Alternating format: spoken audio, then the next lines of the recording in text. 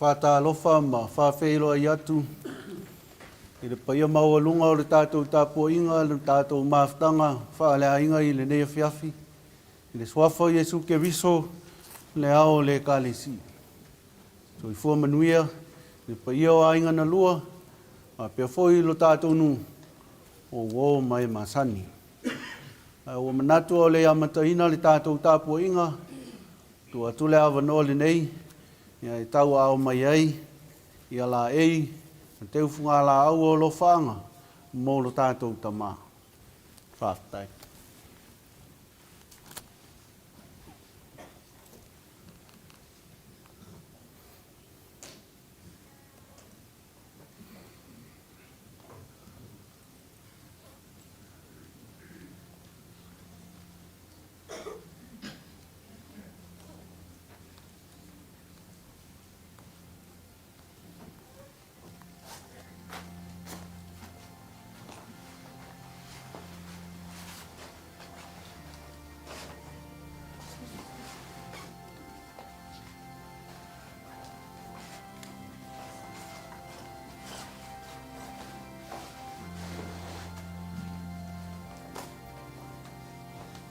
O alofaanga, masafia fianga, mafutanga tina, mole tama matua, ya mafua, ya wha mawhanawhana ina pea o ele tina marama, nufua alo, male a inga, awali motisia mafutanga, male tama pele ya mafua. Wha mole le mafutanga tina, hat valley, se itau au mai, tato alofaanga, mole tama.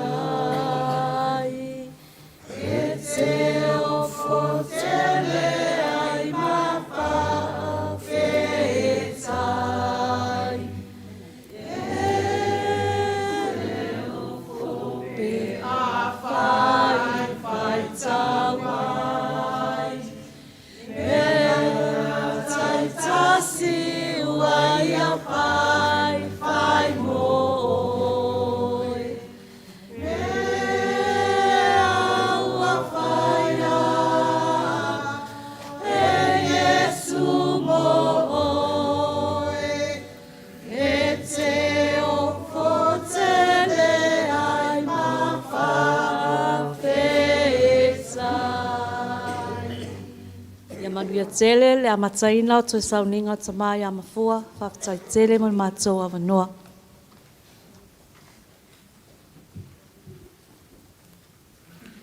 Nā tātou tā puai le atua. Ia whawhetahia le atua, le tamao lo tātou wali o Jesu ke riso, o le na whanau whauina i tātou o nolo nā lofa tele, ina ia iu i le whamoe moe wola. I le toitu mai o Jesu ke riso na ye woti, ia iu i le tofi e le pala, e le aise le anga o iai. Mo le tatalo mo le anga pa ia, tātou wifo matatalo i le atua. Le atua whāwawa ue, lo mātou ta mao i le langi, o le ua lofa mai a te mātou i le lofa whāwawau. Ma le ua mapai o na liliwina le ata o le oti, e whai mata e ao le oli oli. Ia e whe soa soa ni mai a te mātou. Ia mātou whātaritari atu i a te oe i le mi ngao ma le ngawai. Ina ia mea ailo mātou whalongolongo i upo o le ola whāwawau. Ma mea e mau ailo na sai, ma le wha mawhanawhananga mai le tusipai. O le a tupu ai le wha moe moe. Ma si tia e ai mātou, na i lo mātou pong i sā ma le puapua ngā, i le malamalama ma le file mū, o lau whaatasi mai. O mātou te talo e ala ia Jesu ke viso lo mātou wali. Amen. Nā tātou vivi i le atua, i le vi inga e iwa sifulu malelua. Iwa sifulu malelua le vi inga o le atua.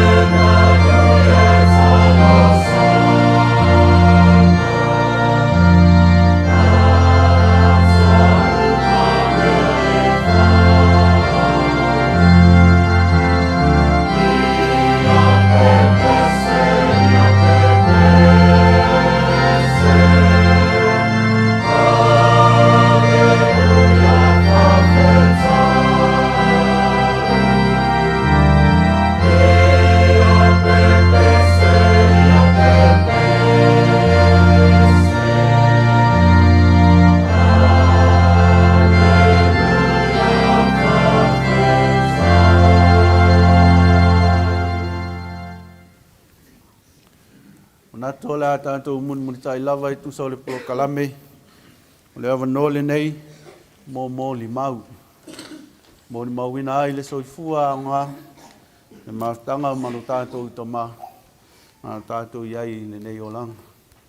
Le ai pe o na iai, o lo wha solo lava. I le whanau. O le paia o a inga. O le wha solo lea I wō. O e masani, mana o mea mai. E o na whai ua I lea. E ai tupulanga ma whanau o le nuu I Harvard.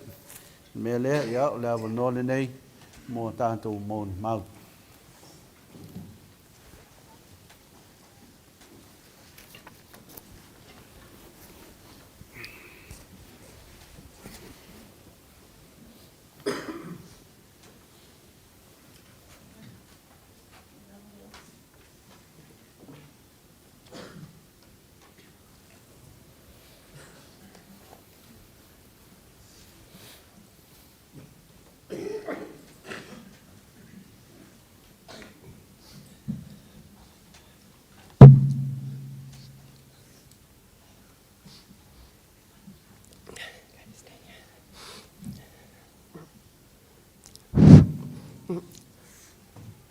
Whaatalo whaatu, I lau susunga le whaawhiangainga, taulangi, lau susunga ke reveta, ma le whalitua, whaapea, le whaiwhi au penesione, maloloina ia whaatulituli ma le whalitua, oa o fiso soani, ma o lato whalitua. Ai maisi o tia kono, ma o lato whalitua, whaapea le mamalu, mama ave ese lo e kale sia, I Hat Valley nei. Whaapea a inga wo mai masani. Ia. Pe ono tosi la fia o lo ingoa o Eleanor Faye Leulua'i matangi. Ia o au o leulu matua ale whanau ale toia ina. E toa tolu mātou. E lua teine, oh sorry. E lua tama tasi le teine. Sorry, Pew. Yeah. O le pele ale toia ina. Yeah. E to alua si au whanau tene. O ma viala, ma pia. Yeah. O lo mātou tama, o se tama alofa. E anga maalie, anga malu, loto maulalo. O ia o se tama e sili, lona tau I penina I le mamaftanga. O le tama fo e maalia fo I anga winga. A mui fo I le lo matua. You know? Yeah. A o fo I ona whai le lo matua. Ia e nofo al tuli manu I langa lau ngā e tau mawhailana I puti. Ia e file mu wamale tau tala. O le mātou tama o se tama ngā lue mālosi I le tau singa I mātou I nei. Ai whaapea fo ilona a inga I Samoa. E alofa lava ilona a inga o na nephews, o na nieces, ma lato whanau. He loves his family very much. Yeah. E tele mea whaina o tala noai lau tama. Ai o lau whaafetai lau tama. Molonga alofa. Lau onga sai, ma o tau mawhai uma ma lau a inga. Whaafetai mo taimi le lei sa mātou mafutai mo a whautuanga ma lau tau singa ia I mātou. O le a mātou misia oe, lau ata, ma lau iai whaatasi ma mātou. I le o lau tama na maua I le ngase le o le dementia. Moa'u, it was a journey for my family. Ele whaingo fie, but it was a good journey, up and down. Ia talo sia, o mai li he lau utama, I le mātou tau singa ia te ia. O le amisia lava, o ia, o te tali tonu, wa e malolo nei le file mu I a au, o le alofa le atua, ia manuia lau malanga dad, e le ngalo oe I o mātou loto.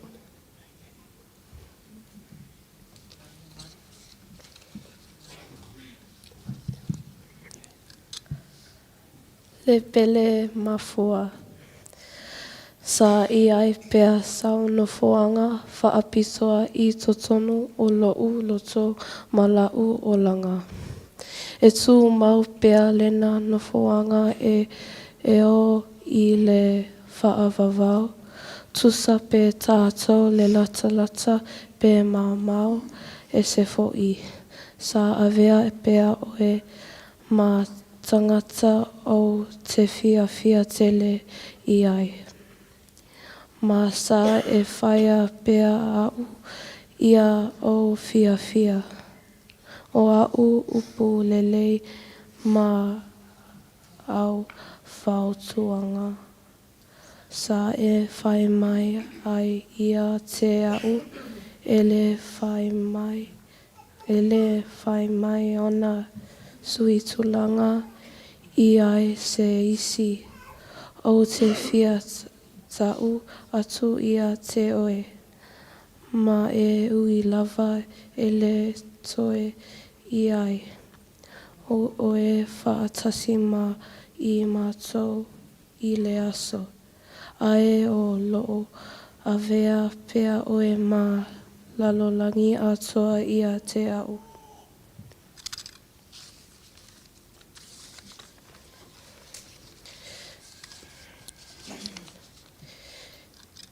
Dear Mafua, you've always had a special place deep within my heart. Forever there it will remain. Whenever we are near or far apart, you've always been my favorite. You've always made me happy. The kind lectures you used to say to me will never be replaced. I want to let you know I love you very much. And even if you're not here with us today, you still mean the world to me.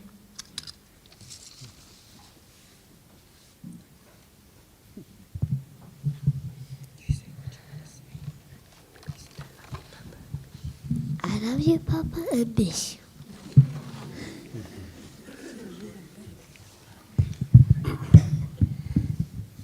Yep. Momono whaftai lau sunga le whawhengainga, lau sunga taurangi. Te reta, ia, pia na isi le whia wa umona whaile. E tinao nei, mai a inga se whaftai. Ia, awa o ia e momoli lava le whaftai lau sunga. Ia, ele tere ni upu o sia u mori mau, ona e alo whatu fo I ua lewa le afiasi. Ai, le nei taimi au te whia whai se mori mau pupu uli maa ua fo I mawhtanga mali.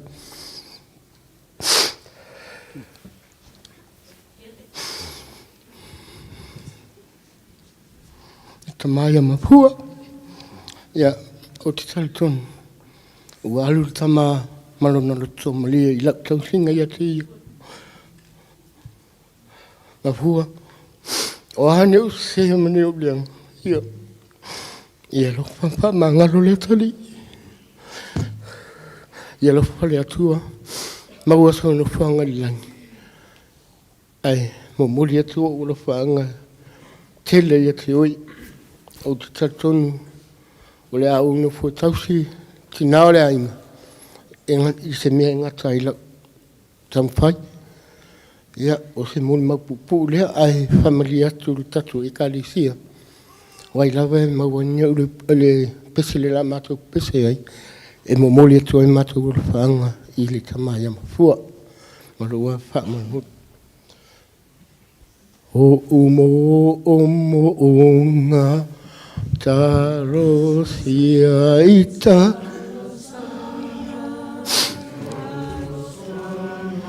Sana no fo fa'ata sile nei o langa aole nei uawala awina oe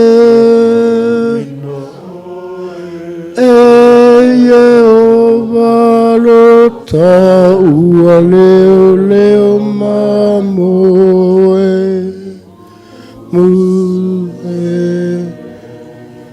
Poi atu malitangi Mana tua ainga o lo whaatali Havala awina Nei oe le tupu i le langi O lau penina o e lau penetasi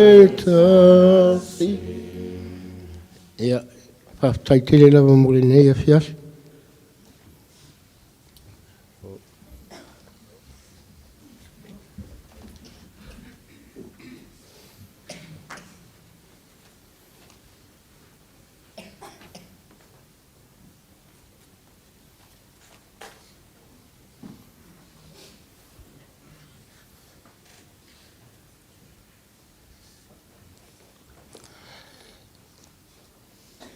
Whātaro whātui lau sungari whawhea ngainga.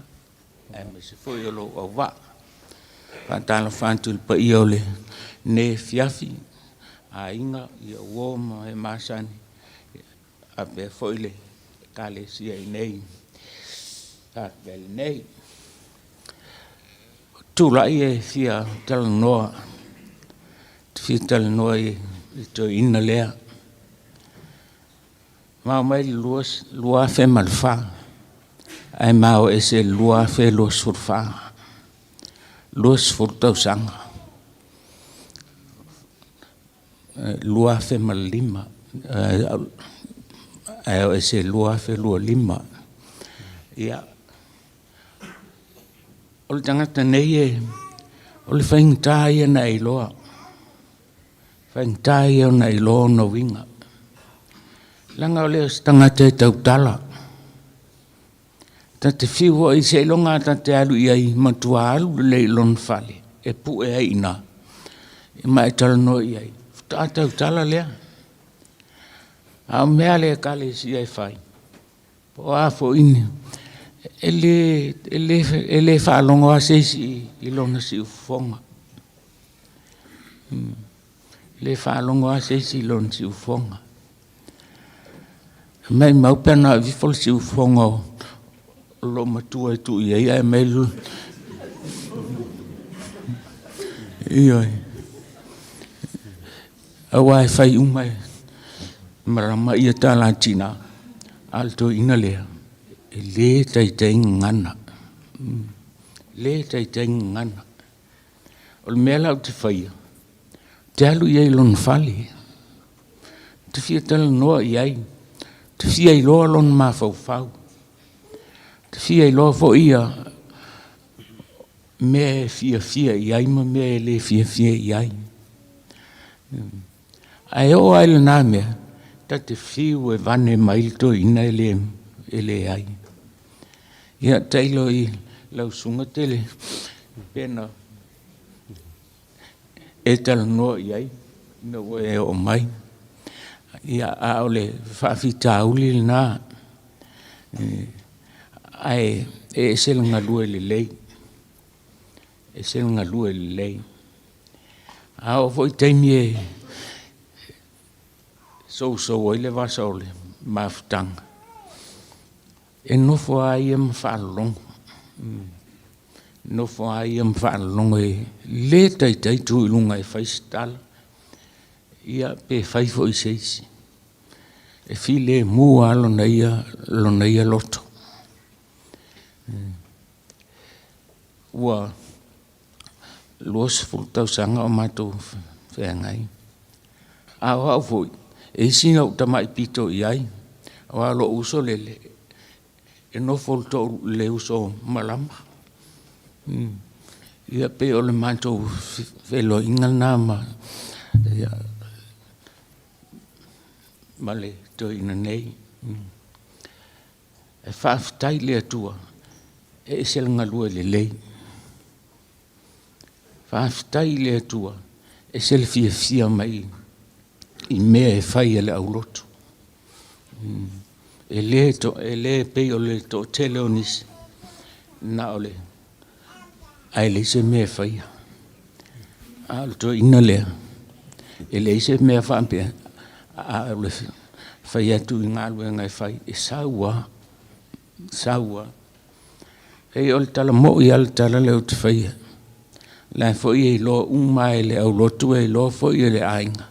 E leo si tangata e tautala e siso. Mai mau pe ana whapea umatangata. Whai ngō fiele ona wha ofise mea i loto mai fau. A wale a tina e ino le kalesia. Ia e meise o le ngā lue ngā le atua.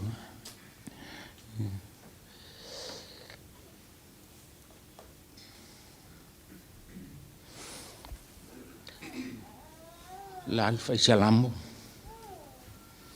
O le atua. O lo mātou maluia. Ma lo mātou malos. Whai o ia ma whesoasoani silsili ese. I pōpō ngā. O le mea lea tātou te le whewhewhe ai. Be a whaari liu le lalolangi. Ma lulu ina maunga i tutono le sangi. Le ata leo le ngā luenga. Le ata foi leo le soifua o lo tau soifua ai ma mātou wola ai. E le o se olanga e malu. E le o se malanga foi e la mole. Le ala e o ai. Le ai. Feilo ai mati ngai lungo le ala. E alu lunga alu lalo pe ao o le vasa. Ai le malu foi ma la pe aso ia aso e ti mungai nei aso tatu toi fa ma vanga le to nei to ina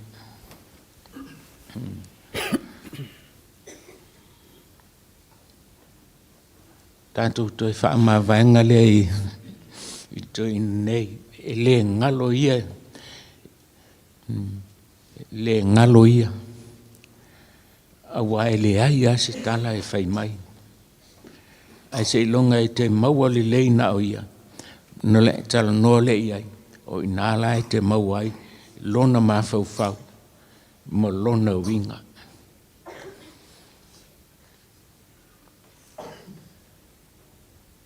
pa ia o le kale sia lau sungal whawhia ngainga mal lo au ba tātou tuuia le tātou ta mai alu. Tātou tālo pēr mōlan whainga malanga. Ina ia tau nuu ma le loto fia. I le maota o le atua o whaatali mai. Whamanuia le kalesia. Tāwhe mala. I alu ma le atua ina. Ini mea o wha le tonu. Tātou tālo pē le atua mau malama ma le whanau. Ina ia wha mawhan whanaina pē i lātou. Amen.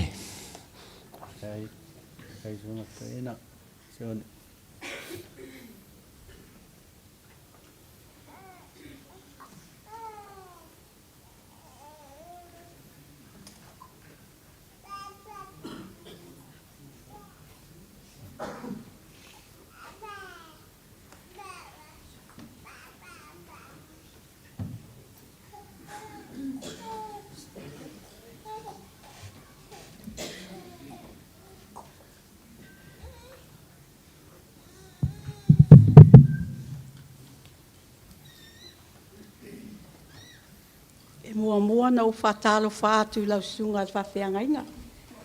Ia mawhaletua mane no whoalo. Ia whapealo au wā. Sunga ia o mātou whaletua. Whapena ia sunga ti akono mātou whaletua. E pa ia ma le mamalu o le au lotu I hatu wale nei. Sunga whatalo whatufoi lau sunga whawhiangainga, mālo lo malo whaletua, ia whapeainga lua wōma e masani. Ia o au, o ta ape, o si o tuangane o semi malon toa lua, ia whapea le uso ma toa lua ele o au mai. o le aso, o le vavea, o le aso luluna mamalanga i masi o tina i Samoa. Ai alu malanga mafua e vavea o la stofi. Ia, o au la. Na tu mateo mai manai o tuangane i Samoa. Tal whaave lawe. Ia o lo iai fo ini si o whawhitau, ai nina fuafuanga le ainga, o lo whai. Ia, ai waavea ue whai masui, o mātou mai Samoa. Ia, masi o mātou ainga i Samoa. Ia, o se moli mau e whai anga i si o anko leo mafua. Ia, po so mātou tamaya i mātou. O mafua, o na mātua. O pea u vale futi mai fale ui manunu. Ia mafua e mosi fue loo mui whanua. O na mātua nā. E toa se fulu i lātou. E 5 tama. Po alii. Toa 5 fo i tamaita. O na tua whawhine. E ngoa ia taape. O amata upu. O ai foi. O whale toi, o vai aonga, ia ma olive. A ona uso, o mafua sione, o simi e mosi, ti vao a pini, ia mapiwi. E to alimana ia mafua luki. Wa maali liu uma, a e toi lawa o ielen soifua mai nei. Ia ole nei toi ina, a o lei o mai mātou nei New Zealand. Ia ona ia lava e ese le whai a inga. O le loto mafua o lona a inga i muwhanua. E a fo i a e o mai mātou nei New Zealand. O la ua uma wa pei o ia tangata na mua mai nei. Ia o la ua e fesosoani malosi atu whainga o mātou. Whalawelave i Samoa. Ole si tu tateilo ai lea lofa neto ina ilona inga i Samoa. Na ia au mai ai, ia whanau o na uso, maniso whanau o ntua whawhine. Ole mea na e tateilo ai, ole loto to ina e olona inga i Samoa. Ole neto ina, ole fia ia e kālanga ki kara. Ole mā nei e o lana ini yaso ia a ele i sau nei New Zealand. Ole momoli a whaapeta te nofo a lae wa o tale nia ia. A whaapeta te nofo a lae e ini. E momoli mai e o ta momoonga. Esel mai, e kake moea ia. Al mai esel mai ngai o langa ingi.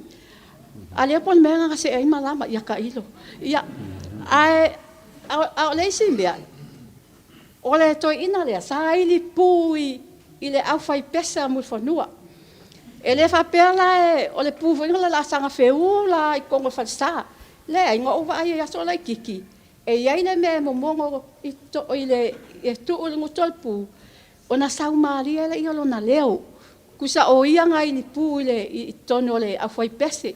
Ia anei taimi, ia motalia tuewa ai ei nā mea. Ole nei toi ina, a whapea e ese foi mai, e sa oi moli mau na mua. O se tangata e le tautala, o se tangata e tumu i le alofa. Ai a whai la tala, ia, o le ala a whai tala no angal mako ainga. Ai a whaalongo aku mafua se kala se whai mai, e le o te leilang whaalongo. E whaalongo, kwa kanganga o whai ako mafuanga ponga, mga kala e whai aku iai. E whaafolinga fo inga leo se tangata le tautala, ai a oe na ita, o le ita leanga ia. E titilo mai ai ati oe ma, pupula mai a whapena, ai whai aku a oe le ofe. Ia o winga nga stoi ina, ia malesi mea, a whape whai ni maftanga i le whale sa, e mua sa wafe atu i le whale o wai ma wao. E wa ai mai loa le tamai titi lai titi le tamai titi a vai waoa, walatu tawa. E le ia luaku ka a wahalu la toa ia tako na i le whailanga ipu kofi, i le masingi. Nā ngā ngofua i lalo, lan malanga ipu kofi wha mai loa, o sol.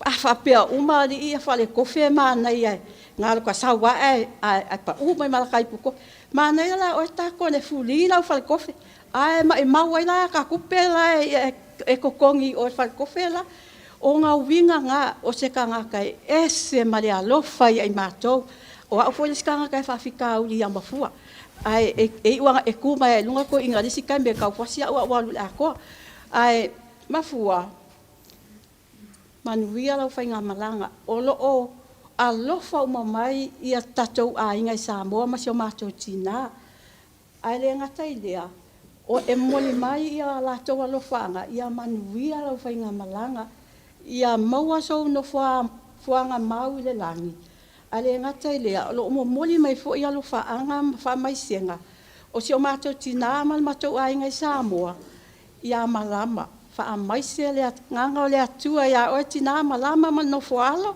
o lo alo lo fa mai so tatou ai ngai Samoa ia e fa fetai atu fo mo o e malau tau singa i sio matou tama ia Mafua wai ana le tau singa ma le vainga fa penei wa leva na le ai Mafua ai fa fitai la vai ate oet malamba malau tau singa malo alofa fo sio matou ainga ia fa mai sia tu le anga le atu ate oet tinama male no foalo ia ole moli mauna alofa fo ile fo po ye ni si moli mau o fotu mai ia ai vai so moli mau po la ba o ia ole fo la ia ia moli mai ia sa lo fai sei malai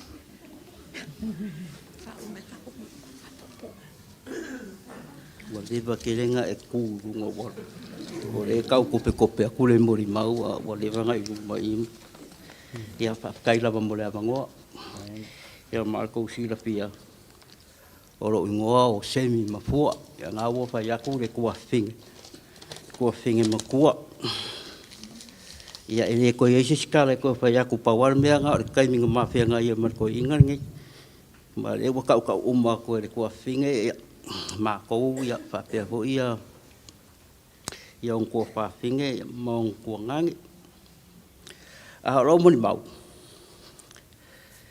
e kai mi ko a o ka ngu mai ngi sila nga ko ngu mai ngi le kasi iva valu lima o ka sanga nga o ma foka ko inga ngo sau New Zealand ilunga o kilangi ai vidia kul ko inga ya ka mai semi rela sau de pasi lalo i welen konge ai e lofa au lava nge e oso lalo mal pasi se longa lava e aru pasi e moe ia ngai aru hola ia lalo ngawa e ka ngu i welen konge o le winga la ukala o le mamao yo le saununga au kilange ngai welen konge a o le kele yo kai me ku le pasi a le ngai ya ke ngo ho kele ayo kele aru le tole ala nga fo yo lai fa mai se longa e ku le pasi ko o e mo le pasi ko o ru la ia ngo fa la ia ka ngu le pasi welen konge kamera le pasi le ave pasi ke o le ki ko ya o le ko me la pasi o fe ka ri fa ku se longa aru pasi ke mo ko o ru fo a mai pasi le aru pasi le ave pasi le aru pasi mo fa ku ya se longa mo fo o ke mo fo ma u ya o le mea la fea koi. O le ka mo solo Mafua au ka fole pasi mo po le pasi wa la ki la ko la ka kong. A bo le se ko kong ko ya wa. O le pe o se e fonga ya kia wa yo kai minga wa. O se kai mi mo ka ngu mai ngi usila. Ka ke le lua mea ka fa ngi usila. O lo ke le yo o mea foi ngare ka ke alo fai sio u ango o kai mi mo muanga ngau ka ngu ngi sila fa kai Mafua fa kai o ia foi lea sa ka mfai aku lava ia mako fai ngaruenga ngai ia manguia koi mako ai ngai Samoa o ia foi lea ngamalanga i Samoa e fau le mako fale le ka o ka ko fai palangi wa o mako o se ai nga ka wa kia ele imbawa ki mea o ia foi ngei Nga kau mwhai la wai whai mako pepango whumau. Ia wai kaiminga. Ia ngā mai kai koru masinga. Ai nga kau mwhai la wala ua e whai pepango whumau. Masairi iri mako manguia i Samoa i mako makua. Ia ringei ua mako manguia ai. Wale mea leo peise i a ufanga le. O le wha moi moi o ngai ko inga e kia. E ko wha mako ngu mako mai ri kasi iwa waru lima waru ongo waru fiku. A oa ulawa e pere ko inga wa uke ape ka wale pa halu la ko ingunga. Ia wha maria kupa o oeres kaka e piko siri lava nga. Nga alu ia ko inga. O su e maloris kaka. O la ko wai e whela ko kengi unga pia. Ia wa wai ape ka wale. Ia ngai la ngonga nga. Ia waru kufa la wari la ko ainga. A waru foi morise o ka mai fale. Ia ngai o menga ke mafa fa o wangare. O wa ku ele foi sa o mori mau. Ara nga wo faisinga uminga mako ngofo mari ngai ko inga. Ia wo manguia mako ainga sa mo. Ia fa manguia foi mako ainga ngai sila. Ia wala wale mori mau. Nanga kele menga kusiwa ai. Au pe wa lava le nga ko kelen ma ko ainga le fa sol mai ia fa kai lava la songa kai Ia fa tai lava pa ma to wa noa ia kai lava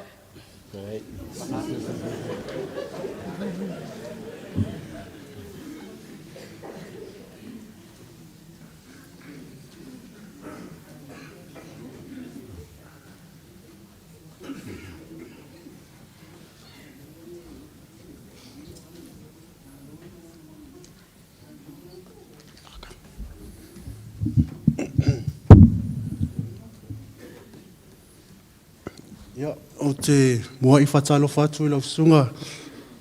Sunga I taitai ke reta, malau au waa. Sunga I awa o matu whaletua. Whatalo whatu fui I le whaletua ia whanai a taua. Matua pensionga, whatu tuli ma me ripa. Le pa ia ma le mamalu tatu e kalesia nei Haveli. Mauna tūlanga whaalupe. Samoa ua potupoto. Ia ai meise le pa ia ma le mamalu tatu ainga. Ia o te tūlai e whaise mo li mau a wālo mawhatanga ma le tamale o Mafua. Ai le iauna whailoa le ulava tangata.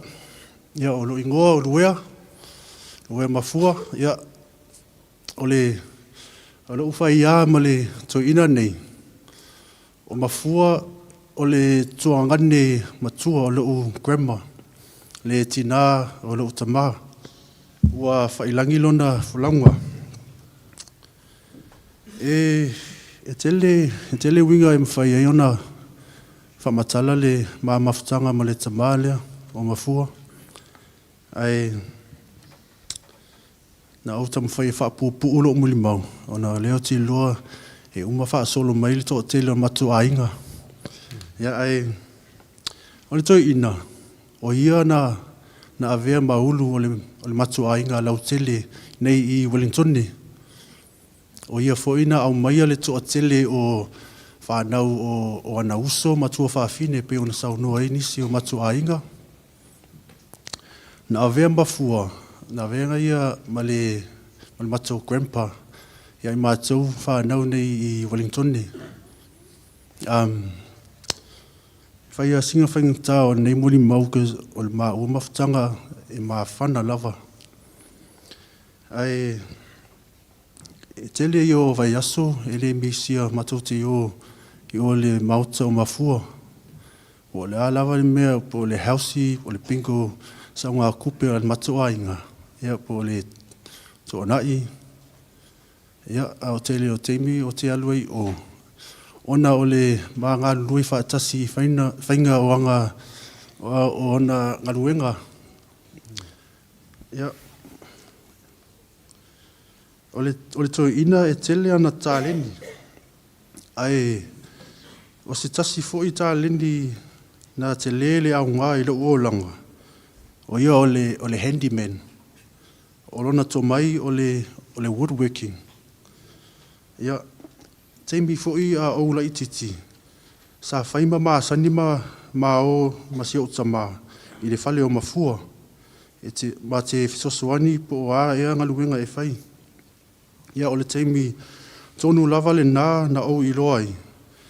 Le ituainga ngaluenga o te fia ngalue iai pea o ina o matua. Ia wa o ina mai tau wina e mafua lau fia ma lau nau e mata ma fisosoani i ana ngaluenga e fai. Wa hiu ina a mata na vili atu le toi ina. O te alu e fai whaatasi le ngaluenga. O le taimi foi lea na lata i le mafutanga masito ina. A tonu o le mafuanga foi lea na whaingoai au o le golden child.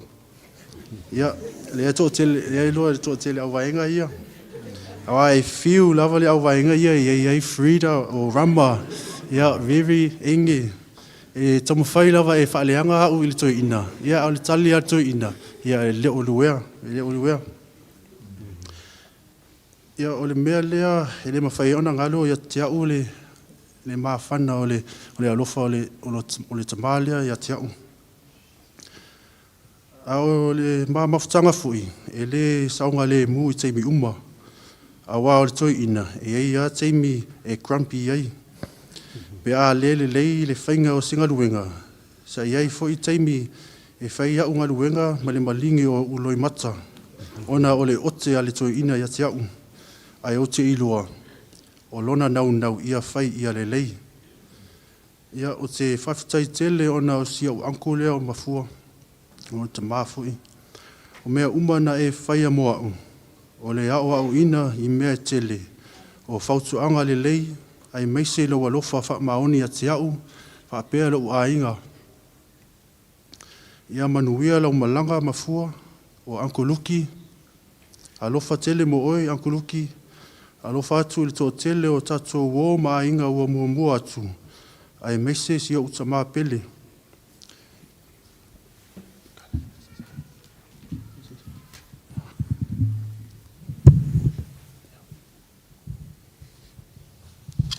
I love you, Papa Luki, for everything you've done.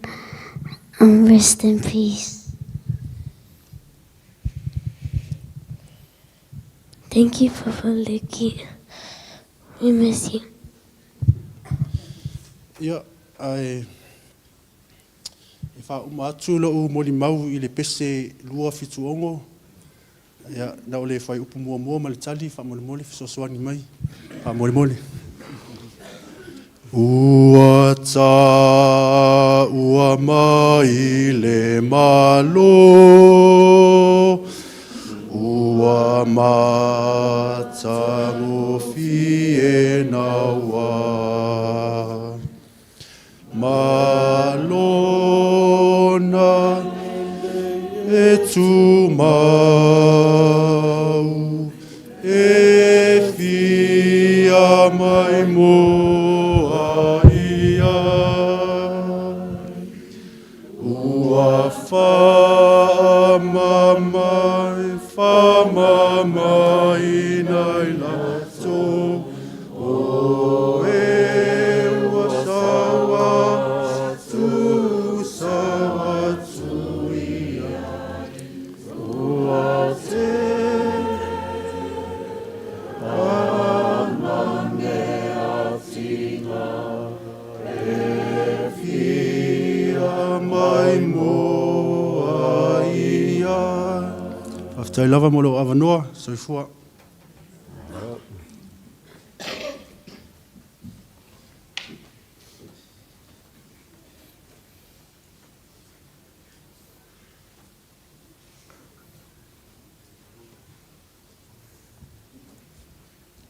Taro fatu lo sunga whawhengainga, mai whare tua man no whaaro, e pa i au Heart Valley. I love you, Ka'a. Alright. So moi mau ni mamawhtanga man mata mau Luki. O Luki e sao ele sunga le tamai a tūri. You have a soft talk. Really quiet. O mau maluki e karangoa lava mau, a makarangoa e karangoa runga le kofi. every day. Ai fo isi kai mi a kalangoa is soft, affecting at the same time. Pai beo ke mi lenga o sua e maru au kere I au. A whai mai, alo kakalo, ko angai kakalo re ri, e maua ne kingo man maa losi man maa whauwhawi. E maua pe oen. It's so affecting. Au le propne, o le meanga o whiwhian maua mawhukanga. O le kofe lava e whai e makalango ai. He talk about his family. Everybody, o langa sister o I Hawaii, a ingai Mudwhangoa, and a nephew. He tell me everything. O le maanga ia o le mamawhukanga, a le problem ngā o le soft talk. O le quiet. A saungen mako, a whai se unga kau mako maki mai whai se whi au lasi ko ngai. E mau kere whai, a au ke ngia whai mako, e re racing alanga voice, pei la wale kalangoa ia mako, a saungen maki ngā angi rea whai kongon mako whale. I ora se ngā whai kule leia o kōwari e keu whale, ma whai ipu mea, just like talk. That's all he have for us. E o whai mea kau kuspaia, he always say, God give you something you can handle. Everything you see, it never lasts forever. Things you don't see will stay there forever. E leifan makaup si sila koi, a ole pointing out, he always talk soft. Maua mawhukanga, ne roe, e rei, o singalanga voice yawe, kalango mea wa mai oe le ainga man whangau, a mai siau whangau. That's all he talked about. Yeah, and I tell you what, you see the haircut I got? That's the Indian haircut. It cost me $40. Mafua was the best haircut. O aku umai ako I ingan mako whale. O sausui mela ko ipu kofi. Ipu kofi. Le tamaya atuli, ka mama ke kua uma, e aku e oki mala ko a whaliu mara keming kwa ke rean mako pe mau e pēo aku keming. Yeah, everything was free. The haircut. You know, I never take that away from me. Oh, one more thing. Younger nephew, ngau whesiria, who's your favorite? Or send me the favorite. Or isia wari inga whai uma e mafua ia puka isia wari, and I'm Malama's favorite, she have no choice.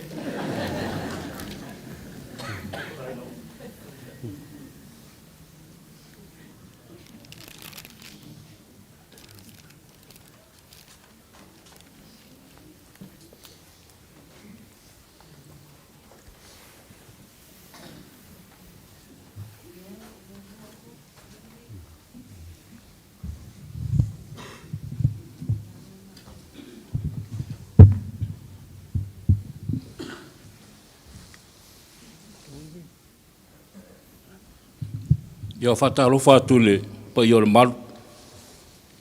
Ma sele sole sunga I whawhengainga. Ia, morona au wa. Tora I mai whaitete ma le. Whararo ni tūra le whiawhi. Ia leanga o le ua umana whairo e nisi o pe o le samatua I le sunga I le. Ma pensione ia. Ia o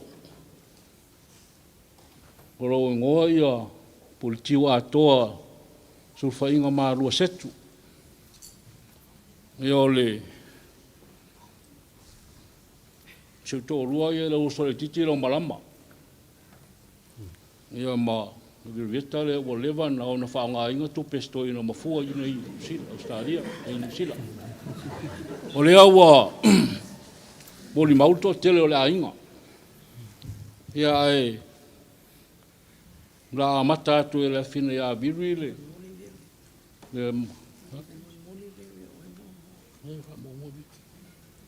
ia la fa mo ia langa le musu mai e tele ia mata upu virui le fia au ele mamala mai chau yo wa o marua ole tausanga e valu tolu to mana no foi lá ma mua, le ngonga se uto lua. Lau sore titi lau malama.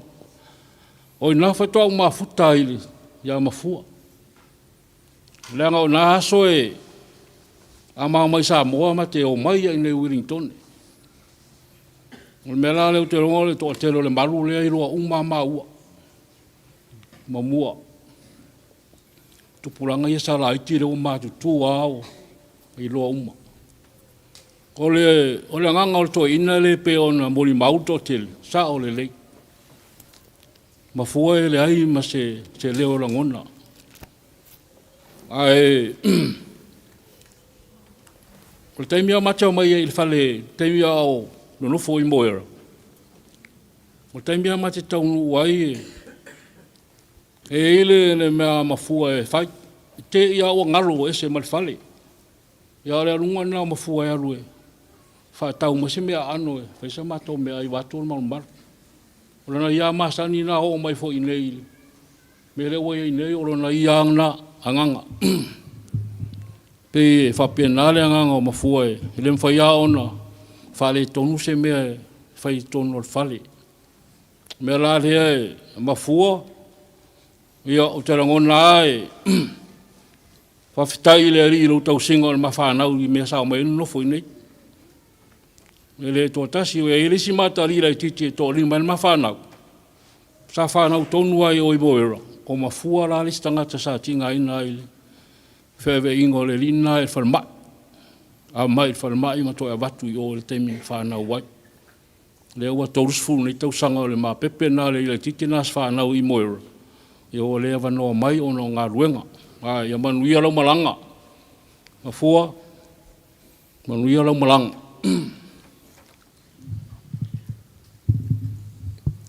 Ia o le a sa olo I se moni mau ona o le taimi ia pei ona whaeilo atu. E mua lava ona momoli le whaftai tele lava I le tamā ia Mafua. Ai a mata o moni mau o le taimi na a mata ile ma mawhtanga. I le tasi iwa, fitu iwa, ia na malanga atua I le uso matua lea ia malama ma Mafua. Ai pei uma taimi na o fei wa maua le la whanau. I o le taimi fo na o laute a onga. I le whaia so a inga fitu iwa. Mato mafuta I Samoa. Ia ai le I tu uana ma lo el mato tama.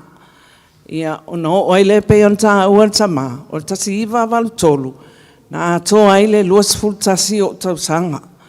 Ia o si o toa ngane. Ia malo uso ia malama, ma Mafua. O lo mea alofana o lufu tasi, o le amai o au New Zealand. O le teimi mua foni nā whatoa o wo o mai ai New Zealand. Ma mātou na nofo ai I taita. E pe ana tā ua tama, o le mātou second home lea mai Samoa, o I Wellington. Sila fia uma lea ua fast fulu tau sanga o le mawhtanga man tama. Ia o tau sanga fo I nā mātou te malanga mai ia o le walu tolu. Ia o le teimi mua nā na whatoa wo o mai I New Zealand. Pe ona tā ua.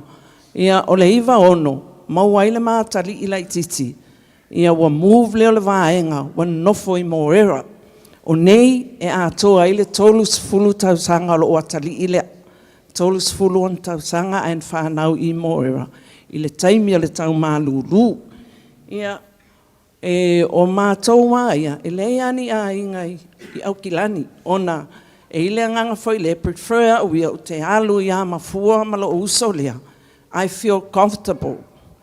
Ona o le tamā lea, pe ona tā ua, e ese le loto mawalalo e leisona leo, ai tali tangata, tali fia. O le nganga whaftai foi nā, e mātou te malanga mai ia, mātou te leo e se mea, mau te o mai ia Mafua ma malama. O no o mai le lua afe lua toru, ua move mai I Eveloni. Ai mana o ia veri, e fia sau ea o ngai New Zealand. It wasn't hard for us to make a decision. E tu o mai ia le mātam teine lea, e nofo ia malama ma Mafua. Ona winga I o tamā. E le tutusa o male whainga o mātou ia whanau, mātou whanau, o le mātou uso, ma lona a inga i muli whanua. O te tau sao atua, o le mātou tinga, o le to mumu ia wifi mai, e saua malama ia, halua ia muli whanua. Ai sea, o le alofa na ia mafua, whape na fo.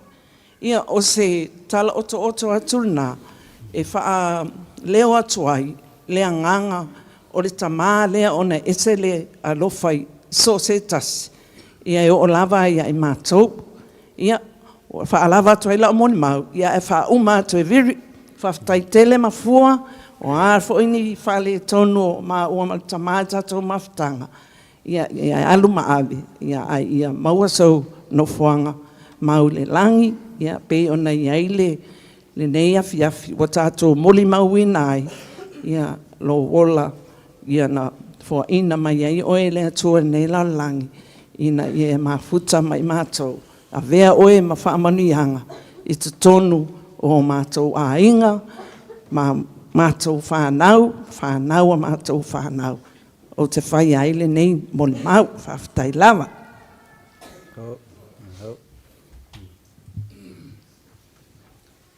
Ecclesiastes 3, verse 1 to 8. A time for everything. For everything there is a season, a time for every activity under heaven, a time to be born and a time to die, a time to plant and a time to harvest, a time to kill and a time to heal, a time to tear down and a time to build up, a time to cry and a time to laugh, a time to grieve and a time to dance, a time to scatter stones and a time to gather stones, a time to embrace and a time to turn away, a time to search and a time to quit searching, a time to keep and a time to throw away, a time to tear and a time to mend, a time to be quiet and a time to speak, a time to love and a time to hate, a time for war and a time for peace. Tā alofa ia peona whailoa atu o a Virieta, o le middle child, a o mātua lo ilungai nei, ia a le a whinepele fo'i i le tamai a Luki. I will share my testimony, I guess, in English. So someone once said, legacy is it's not what you give, but what you have imparted to someone so they may take and have that change life. And I'm so grateful, and I stand here to be one of those people that were greatly impacted and greatly blessed by this man. So I share this i le tusi mai po le share for i le tupuia Solomona. He was as we all know, he was a great king and a man of influence and great impact. But ina ua mawale tala i le aso tofi. I live in Brisbane, and when I found out about Uncle Luki passing, I have 4 children, 4 young girls, and you know, life happens. As my parents shared, 2003, I was only 15 when my parents put me on the plane, as every parent's dream to pursue success. And you know, Lenate me, no questions asked. You just get on the plane, landed here, and the person that picked me up was Uncle Luki and my auntie Malama. At 15 years old, coming away from home, it's scary. It's going into the unknown. It's not knowing. But like my mom shared, I testify to that. Because the moment I walked into Luki Malama's home, I didn't feel like an outsider. I didn't feel like a nofatu mau, people will call it. I felt like his own. And like I shared, you know, there's a time and season for everything. And when I was told of Luki's passing, I had to sit down and really reflect. Because as I had my own children in life, you kind of almost forget the process of the making or the process you came from. But I'm so grateful to God for, you know, from 2003 up to 2010, in ua whaamanuia ia aonga. That was a time I was in, I was calling Luki Uncle Luki, and also a father in my life. And like I shared, legacy is something you imparted. You know, Uncle Luki was someone that, Yeah, like everyone shared, he was such a grumpy man, and yet he was also funny, also very humbled. But a few things that I want to share, the season in my life and what he imparted in me that I now move on is because of this man. He has shown me, you know, my dad obviously not here, my first job interview in the city, it's Alonga when I went on my school camps. You know, obviously Malama is just the side driver that shows you where to go, but it was Uncle Luki that dropped me off, picked me up, anywhere I wanted to go, he was there. And he showed that. And a lot of you guys know we're Malama's nieces, but he showed us that, you know, love is legacy and family is love.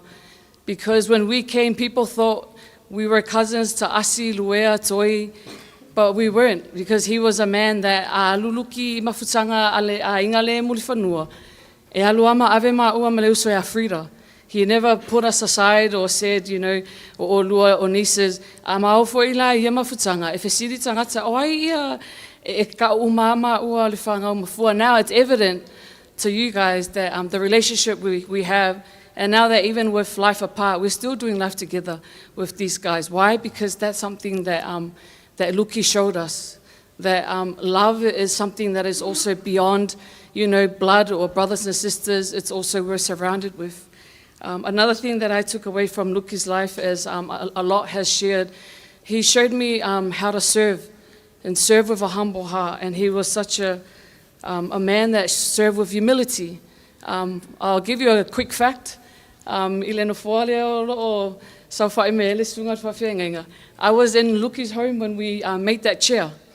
Like Luea said, he was a handyman. Ele temina, ele I to'atele po o iai ia le to'atele o le auka muta o iai fo'i ia whanau o le Heart Valley le temile na. It was always Uncle Luki. Everything he built at home, it was for the falesa, it was for church, it was for someone's lauauai, or that was his heart of giving. But he was someone that always used his hands very well. So se talama aliela a tua le fale Avalon a fau le tamale no fole o so fai mele tama no so fai ai. And then I said to uncle, mo kwa kele le fo e ko lua kanga ka ofia. Ai fa pelantala ya fa mailanga isi kemi o me isi fa fia ka ke vai aku e wole ofi mai lungo ngo fo. So fa taila le tua le manga ia lava le tino le fa fia. I was tala malia na ile tama, and like I shared lastly, a time and season is also where, you know, I'm so grateful, and I just want to thank Luki, because it's not only for school, but I wasn't with my dad when I went in through my dating phase in life. In my dating phase, for those who don't know, Heart Valley is where I met my husband, Mark Lawano, for many of you know. And he was a man that he was so kind and gracious. Yes, he gave Mark a hard time, but over time he made Mark earn his love, and that's something that I'm so grateful for. So with that, Uncle Mafua, on behalf of Mark, Mama Letu'u, Teresa, Naraya, Renee, Marie Grace, and Atara, we thank God for the life you lived, the impact you had on our lives, and the seed you planted in our family. Here we are, you know, bearing fruit of your labor and love, and we're greatly blessed. Whawhitai Uncle Mafua, manuia lau malanga, but may your legacy and many amazing memories we had live on with us and our children. In Jesus' name, amen. Mori whaftai tere lava, ni mafutanga, mese le kare sia Heart Valley. Sunga i le whawhangainga, ia mese whorolo a wa. Maria la maranga Mafua. Ai.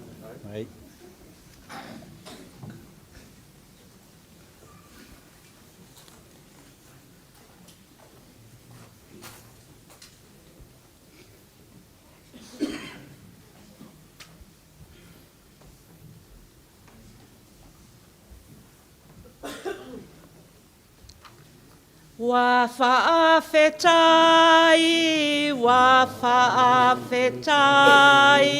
wa mali e matai vai, wa watasi lava oe, watasi lava oe, i lo unei wha moe moe.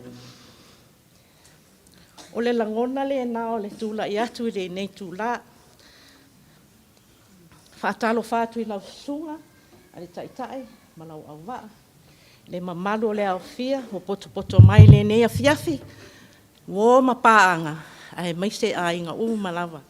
Tā alofa lava. O loo ingoa o siline, a le sana soloi. O au o le tua whawhine i le tūla whonua o Luki, o lona winga. O au ale pele a Luki. O au le usto lona lua a malama.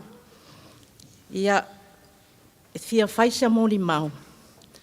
O le anganga o le whaafetai e le whaititia. O no le tamā lea. O au, no sau foi o nofo ia Mafua. E le se teimi umi. Ai, o le tamā e whaangalonga tā lava o na winga. File mu, anga malu, loto alofa. Mai o ina fo ino olo ai, e alofa ia malama, ona e alofa fo ia mātou. Ia te o le taimino no fo ai, le uso malama. Se taimi, wha uma mai e fuida le mātou mori mau. Ai o lau, e la fia tau atu pea. Ona o mele le tutupu nei, a o ina whaita alonga ni ma pepele o Rebecca, o lona tamā, wa o mātua mai Hamilton, longa winga, Waikato, o le Chiefs. A whaila ta alonga le Chiefs ma le afo, Hurricanes. A mā loa vili atu Rebecca, sorry Dad, o mā loa fo i mātou Hurricanes.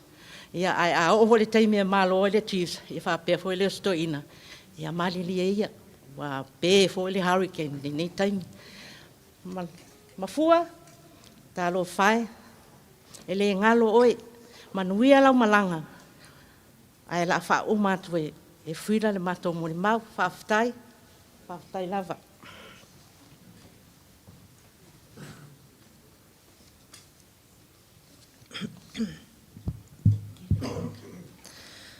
Whawhiloa e atu ma whaatalo whaatu lau sunga taitai. Lau susunga i whawhengainga, Keraveta, Tiu Malu, Malo au waa. Whawhiloa e atu fo'i, mai le nuu malosi o Pirisipeni, i le se tete malosi Queenselani e Australia. I le paia ma mamalu le sauninga, i ona tūlanga whaalupe ina. Mo e le o silafia, o lo ingoa o Frida Oxborough. O au o le nis amalama o le usa matua le o lo tina. Sa o no wha onga ia Mafua malama i le tausanga e lua fe maleono e o le lua fe sfuru male lua. O tausanga fo inei sa o whata mai ia Mafua a o mato no nofo whaatasi i loa hat nei. Sa whapena fo i na mato mai male nei toi ina, i mawhtanga o whaipese ma o talavou, i le e whakasa pele a te ia, i nei Hat Valley. O se moni mau puupuu i na mawhtanga ma whana, o se mawhtanga e whaangalonga tā, e maalie ai te uloto. O se mawhtanga e sua i langona o le alofa wha le mātua ma whanau. A wau i sa fofoa ma whaafai mai ei se vaenga o le o langa tuputupu ai, ma le aoa o ina. O se toi ina e ese le grumpy, e tele fo i ana opinions po ni ona manatu. I le mato no nofo ai, e tele teimi mātou te tatala noa ma whaasoa ma toi ina, i mea whale a inga, po le lotu, ia po ni tangata fo. A whaalongo mai Mafua ele o au atu sesi o mātou i sona manatu. E whaapā toi ina se misa ta apen ma talanoanga. But a few moments later, Ua matou toi tali e ma toi talatala noa I matou manatu sa whaalia. Ona winga maalie po o lona sense of humour. It was quite dark. E so oile li I reo piwi. E tau e tātou teimi nei o le banter. O le winga tala. A le maasani tangata I winga matala maalia a toi ina. E vavento e fia fo ile tamaititi no whaonga I Samoa. E tangi e lava tangata. But eo o le awala lea mafua na whai ina ia malolosi o mātou loto a o mātou nufo valavala ma o mātou mātua ma ainga Samoa. It was a way for us to grow thick skin a o mātou no nufo ai atu nuu nei. O se tangata e mua sauto mumu e muli whaide mea lea ta te mana oai. Ai wa o malia lava e rap mai mafua matomu ona le tate iloa e whai lava e sito ina lo ta manao. Na te whai mea maea e le whaafa ona whai se mea e whai ia ato atoa ona lelei. E whaafengo fie mafua ia I mātou ona whaalio mātou manatu I se mea. He always made it a safe space for us to talk and be open. Tu salava pe mātou te manatu pe mau ise. Sa iei nisi tamaiti mai Samoa no whaonga na mātou maasani e lea taimi.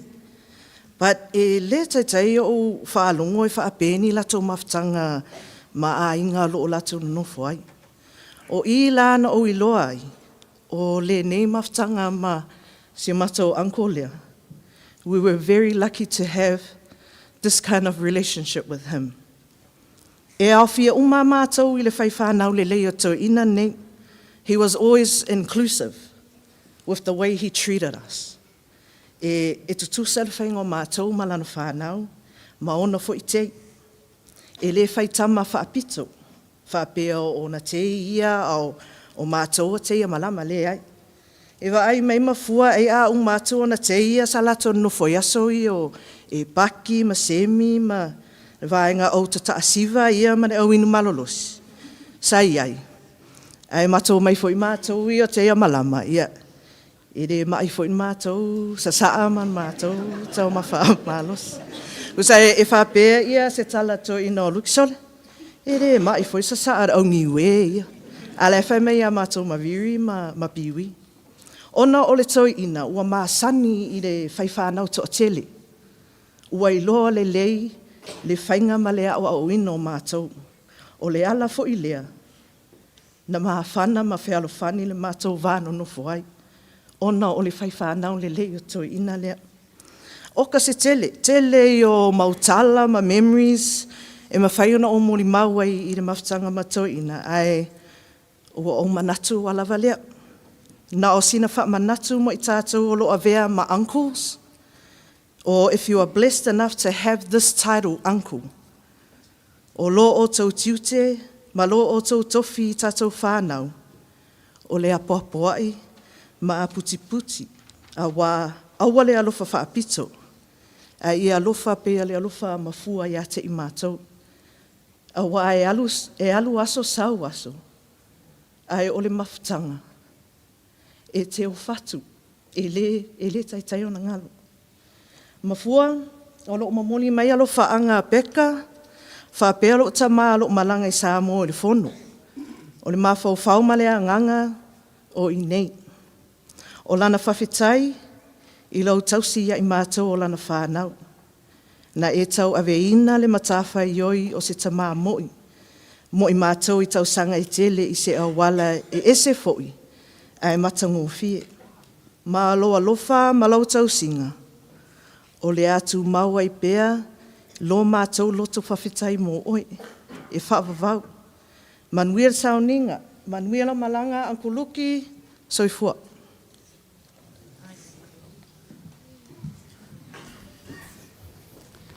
Ia, wātai nre vai no, tā puinga. Ia, e reo se manatu e, tā ofi. Ia, ne whāsolonga o tātou mōli mau. Ia, nā o le nganga ia mōle on sai. Ua valus fulmo ni tupu tausanga o tātou tama.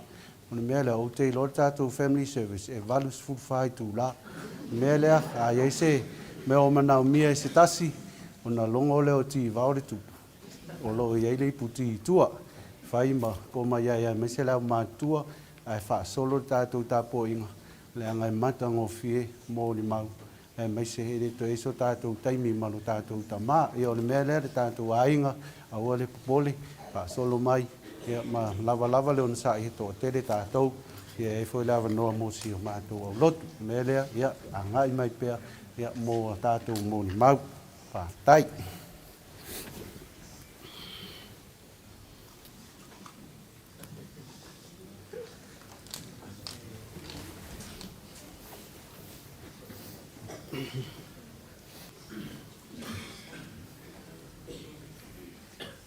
Ja. Mole aku whawhkai kere lau songa le whengai. Kai ea le au wā. Whkai mo le wangoa. Mole aku whawhkai kere pa ia ma wō mai masangi. Ko so mai ma whio mai wa makango whiele aso si o mako ka maa. Ia e mai sere pa ia ma le malu le kare sia. Ia o sia o mon maula i kik. O mon mau e maka mai Samoa.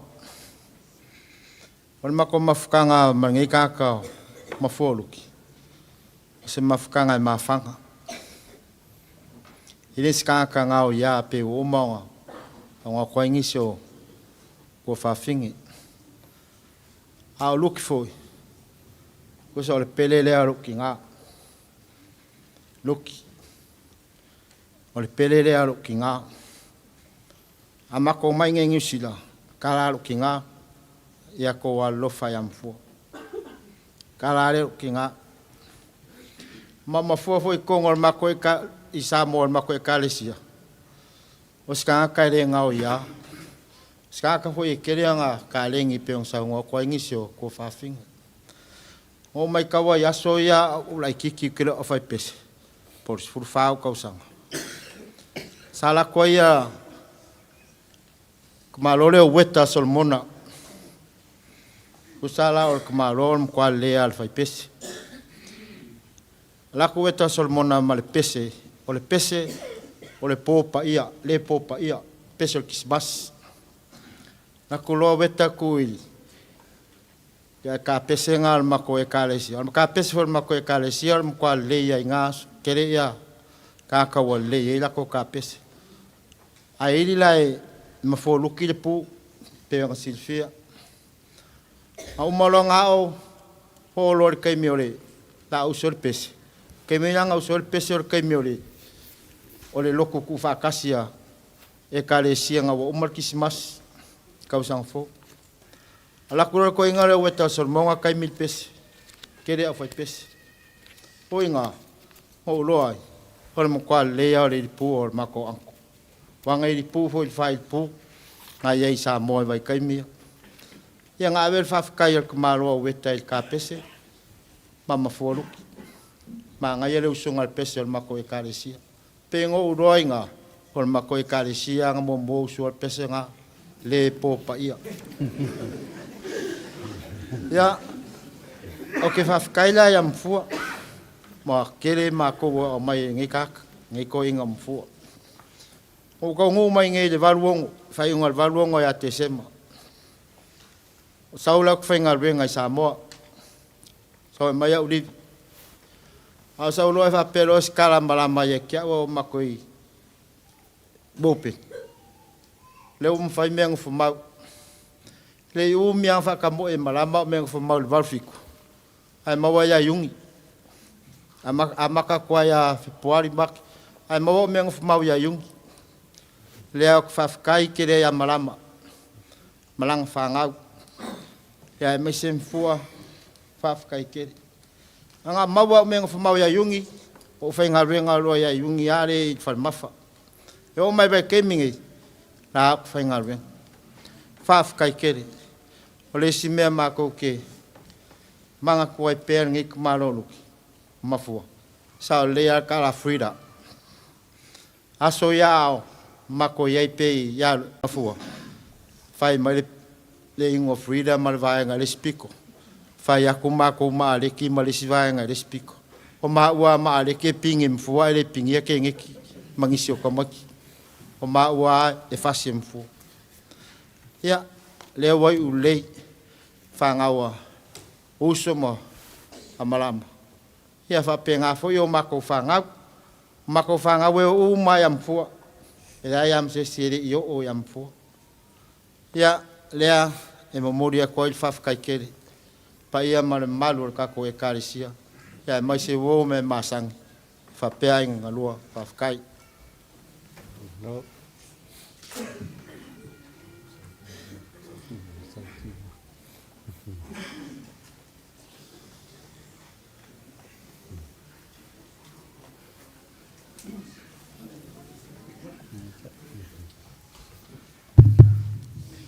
E ai o lo o se au au. Ai o te atalo fatu lo sunga tai tai ma lo fale tua. Ya ma lo le soifua maua ma langi mama. Ya ma lo fale whainga malanga. Atalo fatu foi sunga au ma tau fale tua. E pa ia ma le malu tato i kalesia yono tūlanga whaalupe. Ya ma lo lava le folau, ma lo lava le onsai. Ai whapitolo whatalo fatu i a inga ma wō o ma whaina tātou whai tapo inga le nei awhiawhi. Ia wale whainga lotu a le tamā ia Mafua. Ia molo tau ele umiso mele mau. Ioi, o te leo whai ua vevele whai whala. Ai molo tau nofo sili fia lo ingoa o tia vau asi Mafua. O au le ulu matua a le great nephews a le toina lea. Ai o te fia whaasao le moli mau le tō whina la whai, whamai o tō tolu la tau le ai e ma tō uma ia whāno Mafua. Nā tausi, nā fufoa lima a Mafua ma malamba. O le matua inga nā tele tama, o tebi nei, i o matua nā uliu iku. O lo whilongia e le Golden Child lea.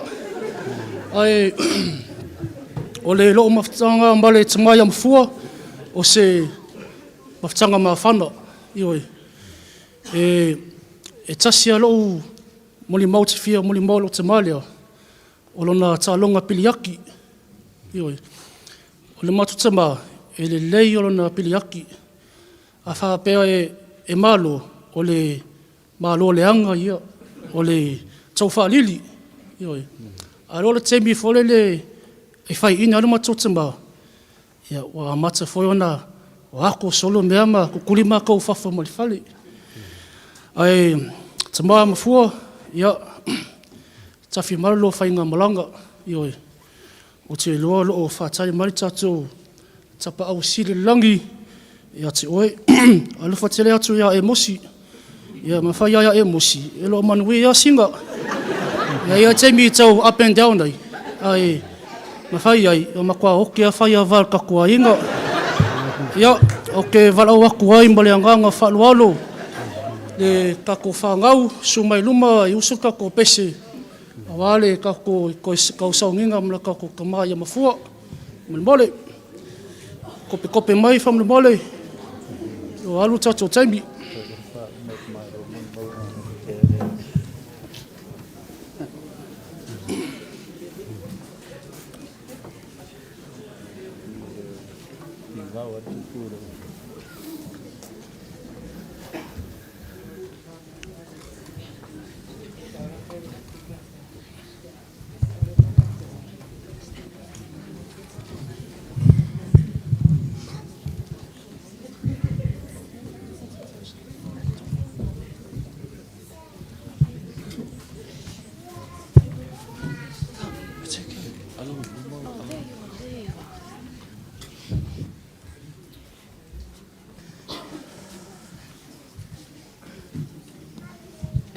Test.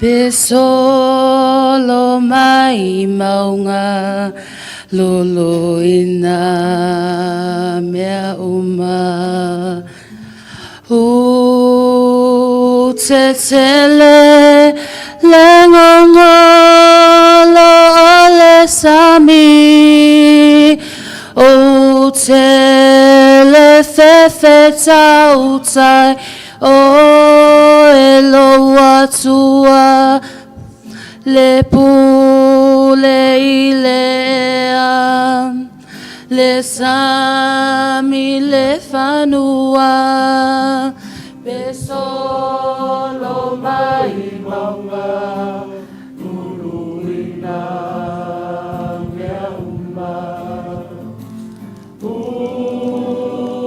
utetele le ngongolo le sami o te le fefe tamtai o elo atua le pule ilea le sami le fanua o te malosi alu e pea tatalo fina upea ua maulo ulotoia o elo atua o lo umana o te mawhai ai mea uma.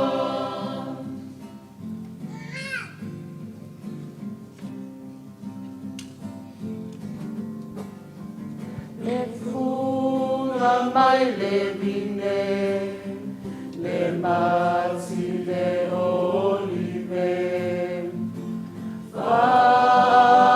Whaumatia le lafu mamoi le whanua. Tu maulo ufia fia ia o Eloe. Ele mawhai o na sui alo una ia oe o te malosi ngaru e pea tatalo fina upea ua naulo ulotoia o elo atua o lo umana o te mawhai ai mea uma o lo soifua oe e ufi mai o lo soifua oe e ufi mai o lo soifua oe e ufi mai.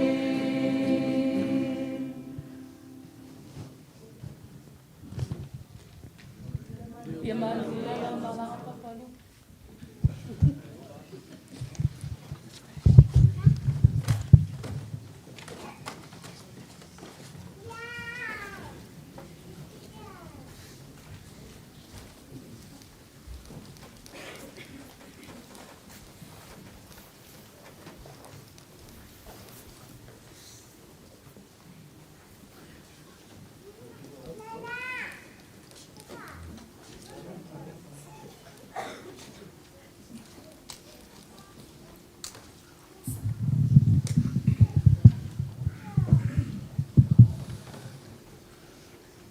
Whatalu whatu lau sunga i le a whenga inga malau whatua Malo le lātou le ea ma le lātou le ala. Malo le alofa ia mafua ma malama. Ua tiu telefon tele le tātou e kalesia.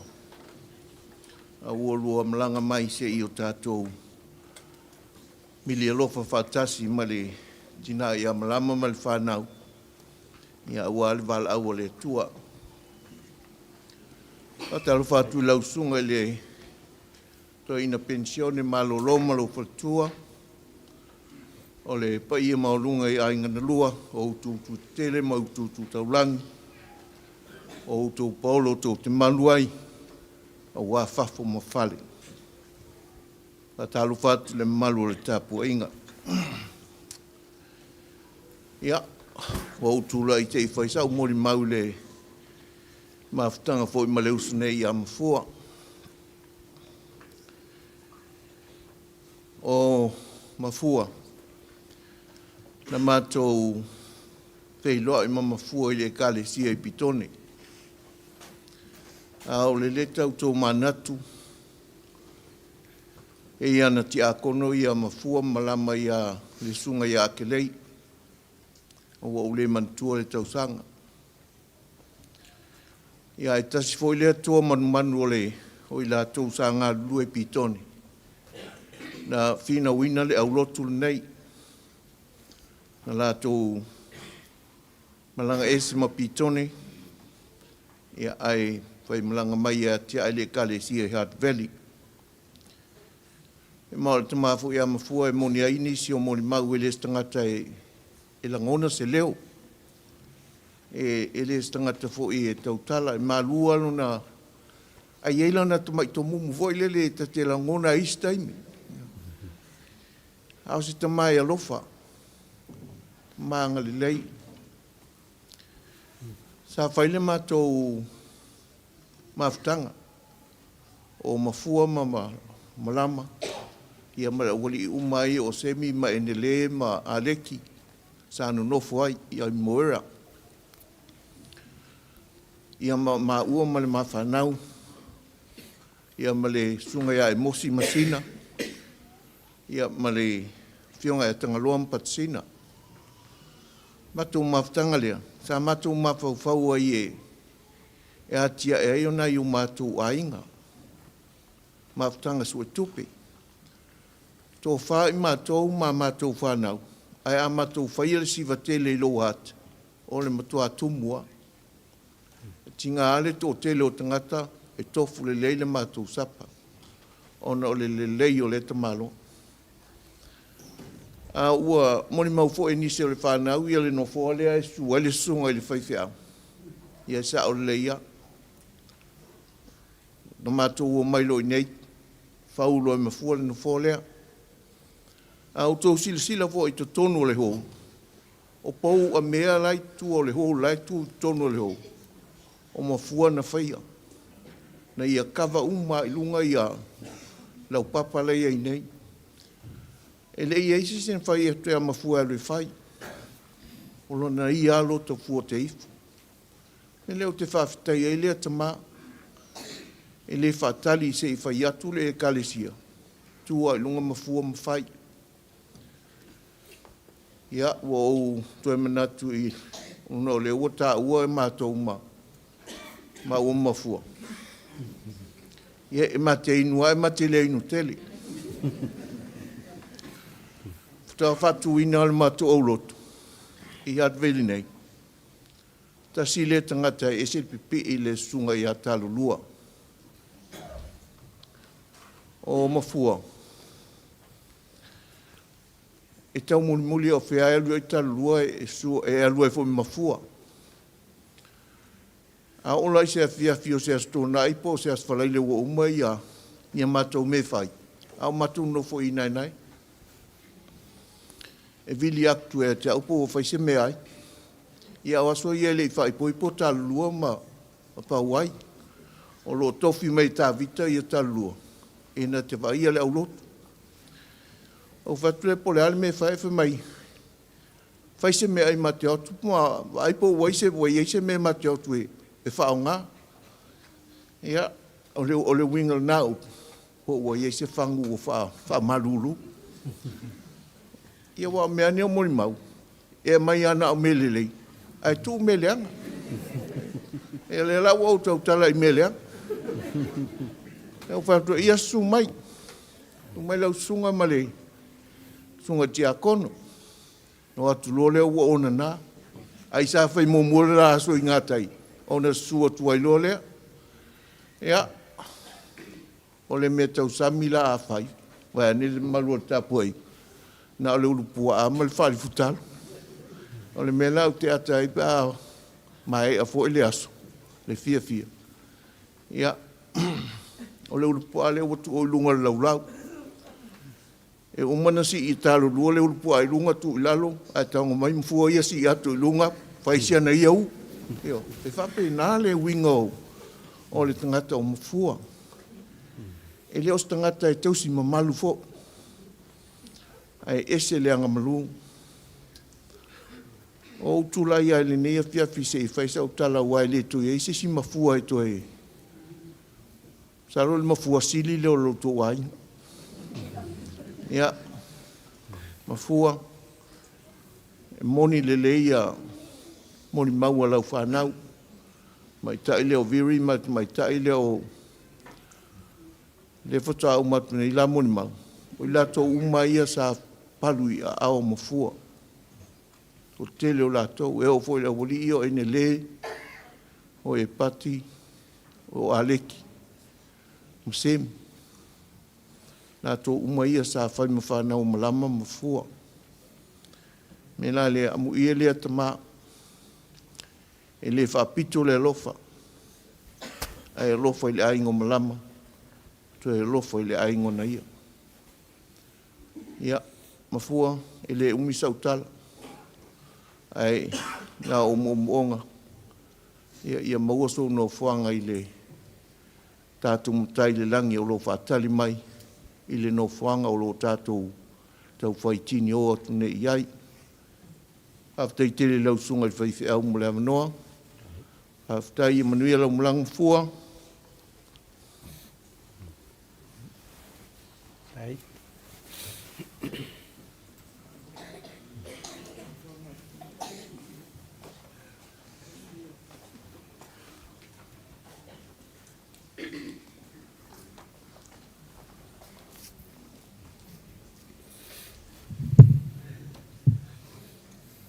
Tulai lava male, ava mal falo alo. Nei te mo tato sauninga.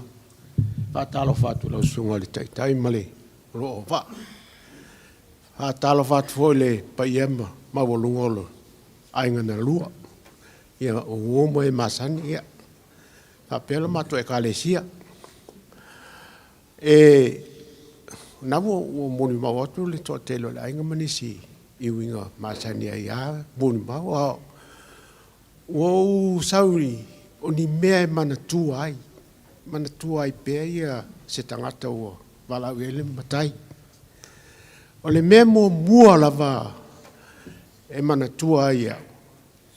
Lua afe na matou o mai nei matou tapo ai ele au lotu nei au ele sunga ia talo lua. Ia ai te iloa ma liu le ana au le lua afe ma le wha. Whai mai lo le saunanga to ina sa e nawa I temi. E whai se tau whiriwhilinga. Ia, pe ia me masan. Sa e fwoi nai ai ngai e ne au lato tangata. E pōn tangata fwoi au lato nuu. Ua I ubai malua. I olo I Samoa. New Zealand, Australia, mai so se mea. Whape nau tangata ia e avela na tui whatu I le malore la whatu. Sa whape na fo iau, sa e fo si au iu mai marua le matou nuu I le visa le moa. Sa o manatu e avi. Ai te I loa ua ni ma ngā ruenga lai ti fo I sa whai I nei ma le usurea mafua. Wha mai mafua. O ele sau sui ali. Ia o lapo iai. Mea o le hau o lewa na iu stamo lai Samoa. Whatule, ai hao mai, o iai. Wak, oi. Ole pela la uman ta ua fonu. O marama, lona fai tuale, o lona usu, ia mua. Ole fale tua, o malua, se tasi o tofunga lawi loi sa mua. Va tualo o swafa mtai. O lona usu la lea, va tuli lea, lea. O fatu lei, ai, o nofo ainga lei, famile ai, fai a ongo I malua, fak o isoli. Manga ia langa, o la ngona lo, la tu ulo isi mato o lea la, no, ala, alfoi, palota iai. O le ngā luenga la le mana tua pe mafua, a tonu ele o sila fia fatu tuli, vatu ale to ina malolo. Le te le o le campaign sa fai le komiti lea o mafua mo le whaalawi loina I tangata o ne au lotu e le o ieni ala tau sui whapena fo I la o alfo e whaalawi loa ia o lo le wa la whailmato palo tau fifilinga. Tas ya le alunga palo tau le whapen whalua. Ana e fua o malo whatutuli. Ia ta apelo na sa o foi whaiele tō naima sa unie malolo. O la sa unie malolo ngal po ai ko kangila telefon fem. Mafua. Ea, ese me otupu mai. O good news. Ea, ua talia e whatulituli le e tātou mana. Sole, sa e vili ai sa mua mele ai. Ea, o semu, tō ina lasa I te Wellington nei. Na vili I sa mua ia whatulituli, tani mai loa I oi. Ia, semu loa ia mafua. A whatulituli. Na manao mai e lesi pito ni ola mato nui sale mo sa boy. A latu le whailau tusi o Paulo ola mato nuu sa I maluo. Whailau tusi o le kaisia. Whai mai mato nuna e le whatangana mai. E le au lotu langa o lai whai au. Ia nana waktua o le tala a semu, sau o le o hat value of free holu malato me saulo ma tata leo o me ripa o tala moni lava lea o te le ilola I le sunga le toi na faton malolo pena na sila fianga le te leo le campaign sa fai e tamane ia mafua fatasi mai mato ioi bela nai mana tua I pe mafua a vai ia setu o mantua o mafua lava ngā lainga o mai ngi sila ngā lainga ngā maloni paloka a vai fo ia marua lea ia sa ia o mea nai mantua I pea ia le ai masa mafuta a matou tasi mea tele to tau o uma tau e viri no fo tele le sumela ia fai teti o le no folia o mafua na na fai Bor sila fia atonu e ini se mato e kale sia te lo sila fia pa pe se me sa fai me se palan ma fuale na fai le no fo ma se tasi o stand va pe fai tau tu spaia ma nisi no fo ma me tu teu pe ma o sia me tu teu ma fo bor sila fia e mena au sauni te fai tal ia le la o mo lo le vala au ia ma fo oi me si la ele o fora a ngofo mai suma ve fa o le au pe la vai a mafua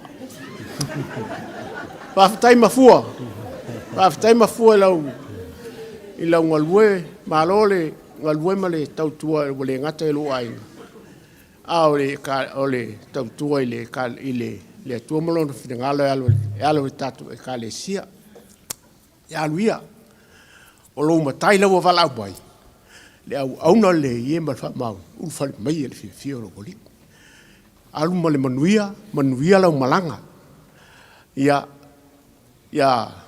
whamawhana inta tele les tina ia marama, ia malama mali whanau, ia maise o ainga na lua, ma e o loo potopoto mwai. I whapesia mato e kalesia, ia whaftai mo le no.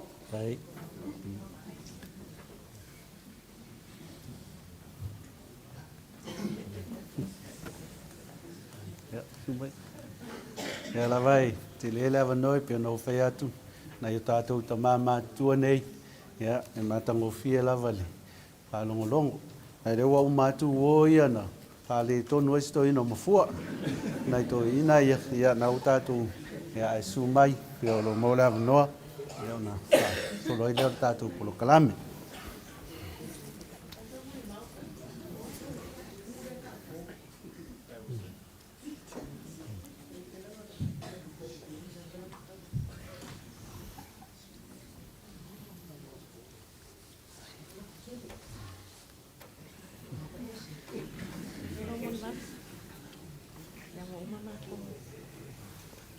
Ia, au whakaro whakure ropo rea kua, ka ko uma, o la inga uma o kou mafua, ka ko uma, i lalo ngiman marusa, ia, o kurai aku, la apaisinga kalai, i kou rua marama. E kau o kou mafua, o e kau o kou rua marama, e ngoa ia mafua. O la ko umange i rea wai mai. Munu mai kua i. Munu mai kua. O le piku ongo ngau sawa ngai. O ke sawa ngai ko spulwar. Pa maro rolo ka mai. I lukulangi we. Pa mai rolo ka ma. La ka o e whailau pepe. Whailau passport e kiaru New Zealand. E ralo ngongi we ngau wa o ngai Samoa. Kai pufo arsang. Ia, ala whaira, ala kipira sau ngai, ala whaisa. O ko inga leo sau o ngofo ai, o whainga rue ngai. Ia, o ko inga e sao ai e, ai re whaia mafuere, e re kaukara mai. A re rofai e, rofai, wau e, e pasi e malama me laso ngofo e karas pareiri. Ar koinga, e ngofo, e re ai a masanga. Pe kasi se kala e mumunu mai e re ai. E a au e, ia. Wa misi au e mafua. Io, so se sa mai sa moa. E sau sa moa e lelere. A sau sa moa le anga mai a. E anga ke sau roke ngofo i. La ko umange e mumunu mai. O me whangai whiwhia ngofo i. Ngā re ia. E wa misi ar koinga. Wa misi ia. Wa misi siau wha ngau. O awe, wa ngungu sa mo kau kalange ngingu sila. Ngau sau ngingu sila lo ke ngungu au makala. E le sa kusikusi. Au kalongo e kawa e kolu aso lima so. E whamakara ku i er koinga re. Ia e whamarurua ku re. Wa sala foi se nganga ngea pia pipa ia. Ia whamangaro mea o mafua. Whamangaro. Ia manguia rau malanga mafua. Rau ngofo ma kausi kako ainga. Ia au le sau ia oku ia. Ia whamangaro mea. Kai. Ia, whamangaro mai foi se sala was se reo wasala whamangaro foi ngei. Ngei pula manguia ka poinga soifua. Ai rawa.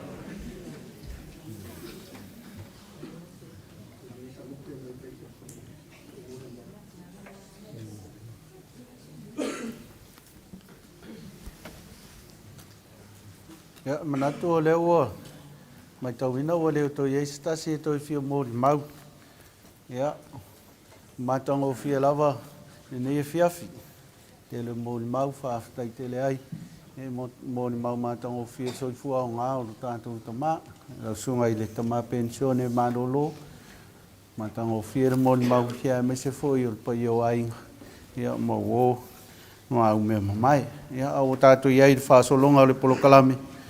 Ia o alofa anga o alo ma whanau o le nei au lotu. Mō no tātou tamā. O le awanoa le nei. Ia sumai loa whamoni moli.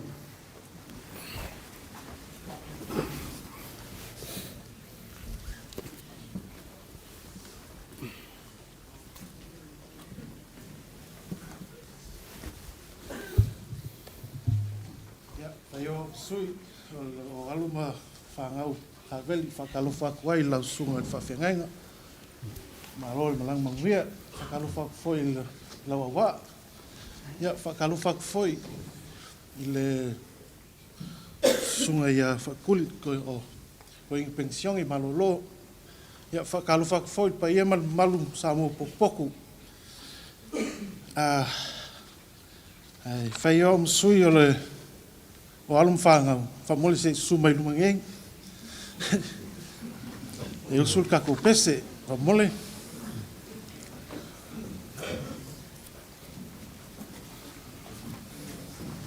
Hau ngā solo mail whangau, leo saungia e le mafukanga ngei, o le ia le umanga fufiele sa o ka maia mafua, whapea le keu whungala au.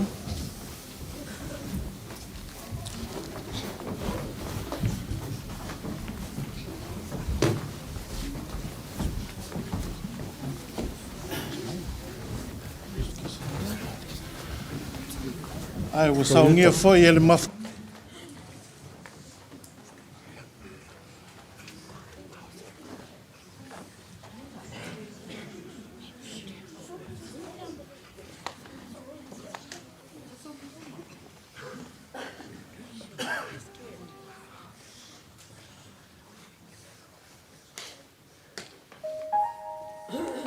Ile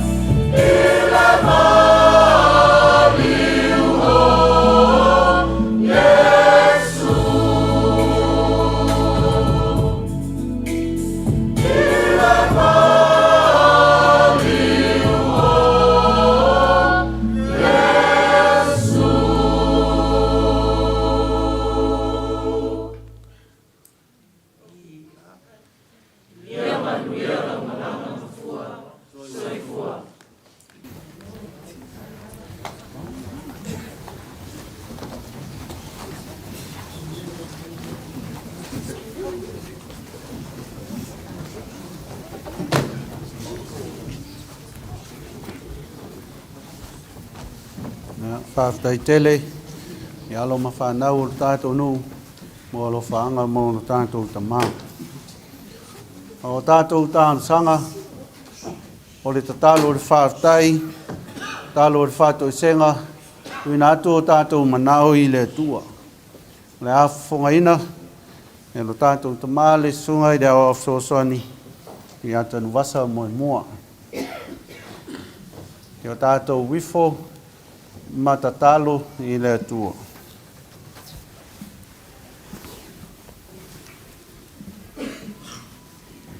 E pa ia lava lau a fio lo mātou atua sirisi le se. O le atua na whaia mea umalava, e o lava le tangata o le pale ali o ngā luanga mamana. O lau a fia foi, o mafua ai le nei a fiafi, o poto mai ai ngā lua, le kalesia, ai meise sa mo o poto. O mātou o mai e si atu le vi inga le wha manu ma le wha netanga i lau fio. Wha aftai o lea, o mātou mafuta i tonu o lau malu tāpuai. O lau au auna malwhaletua, sa mātou vala o no fuafuanga le ekalesia. E mai se foi ai ngā lua e nisi o tamā, o nisi o le a inga sa malanga mai, o le ekalesia, mai mātou umalawalo mātou tua. Fia fo le loto le nei fo ia fiafi le li ie. Ua mātou mafuta, mātou whaitapu inga, malau au na pensione malo lo mal faltua. O sa mo o poto, o le pa ia o le nei tapu inga i ona tūlanga maululunga. Le li ia o le vi inga lea, si atu i ate oela mātou tua. Whaafetai tele lava. Mātou whalongolongo fo le mātango fie, o mōli mau o le nei a fiafi. E le soifua o ngā ama le soifua tā ua o lau au auna. O si o mātou tamā, o si o mātou uso. Ia a mese foi, si o mātou tina i a malama ma le whanau. Le di ie la mātou atua e tele me alofo o mātou maua.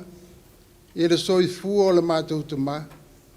O le mātou vi inga lea e whaafo i atu lava i ate oe le mātou atua. Awa o tele lava tala i manu, ai titi i mala i lo wolofa ma lo uanga le lei. Whaafetai le mawhana whana o lo wanganga. Ua whasia i mātou u malava. I mātou sa whana o noa. I mātou u malava. Sa mātou la ngona le loto. Whaavai. Whaafetai i le nganga o lau o fio. I lunga o le nei tapu o inga. I ainga ngā lua, ai mese o le ekalesia. Whaafetai le mawhana whana o lo wolofa. Whaafetai le mawhana whana o lo nganga pa ia. Mau ai i mātou u malava ai mese o tina ia malama. Mau ai i mātou le mawhana whana o lo wolofa ma le lotu tele.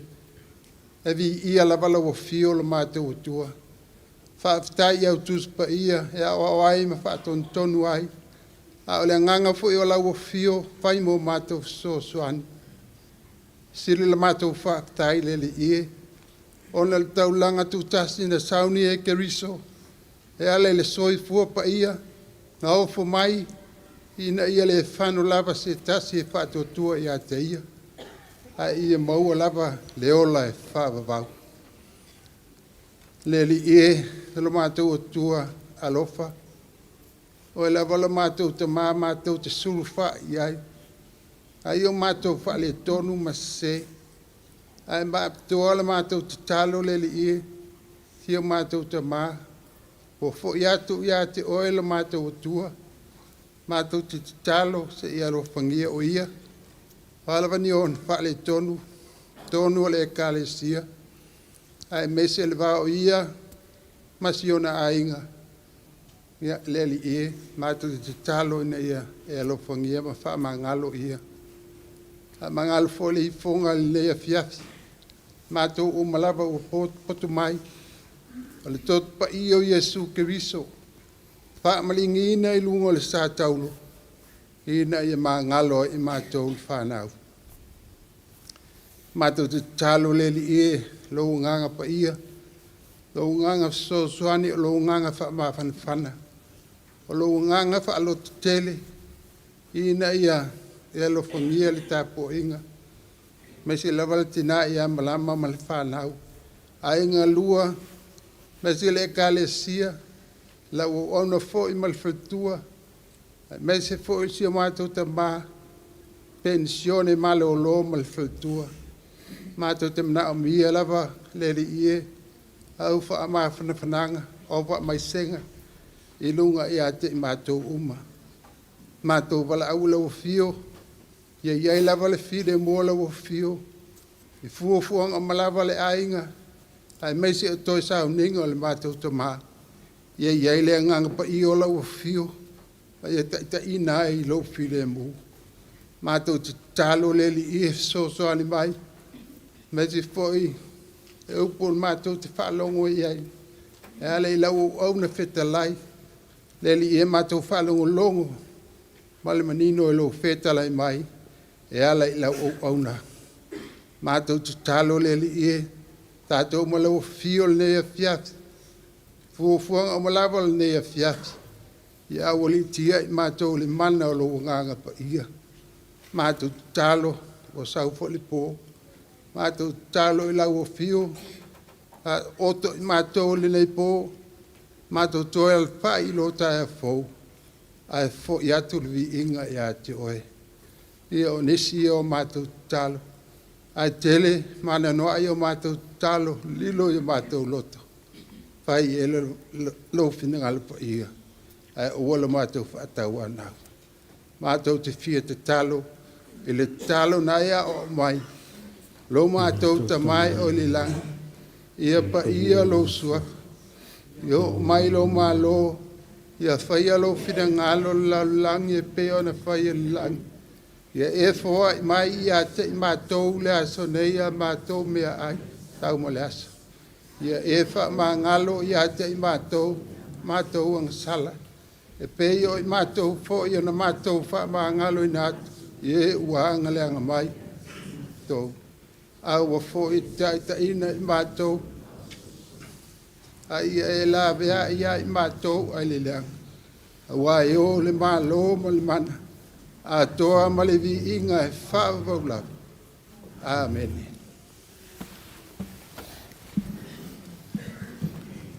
Moli le ngang whaaftaitele le sunga I le awao. Mo le whonga ina o tātou tāsanga o whaafonga le langi. Whaia le whina ngalo le tua. Le manu ia ai tātou uma. Ngā tulai atu le sunga I le awao. Ia le ataua pale le ataua. Mo le whonga ina o le tuspa ia.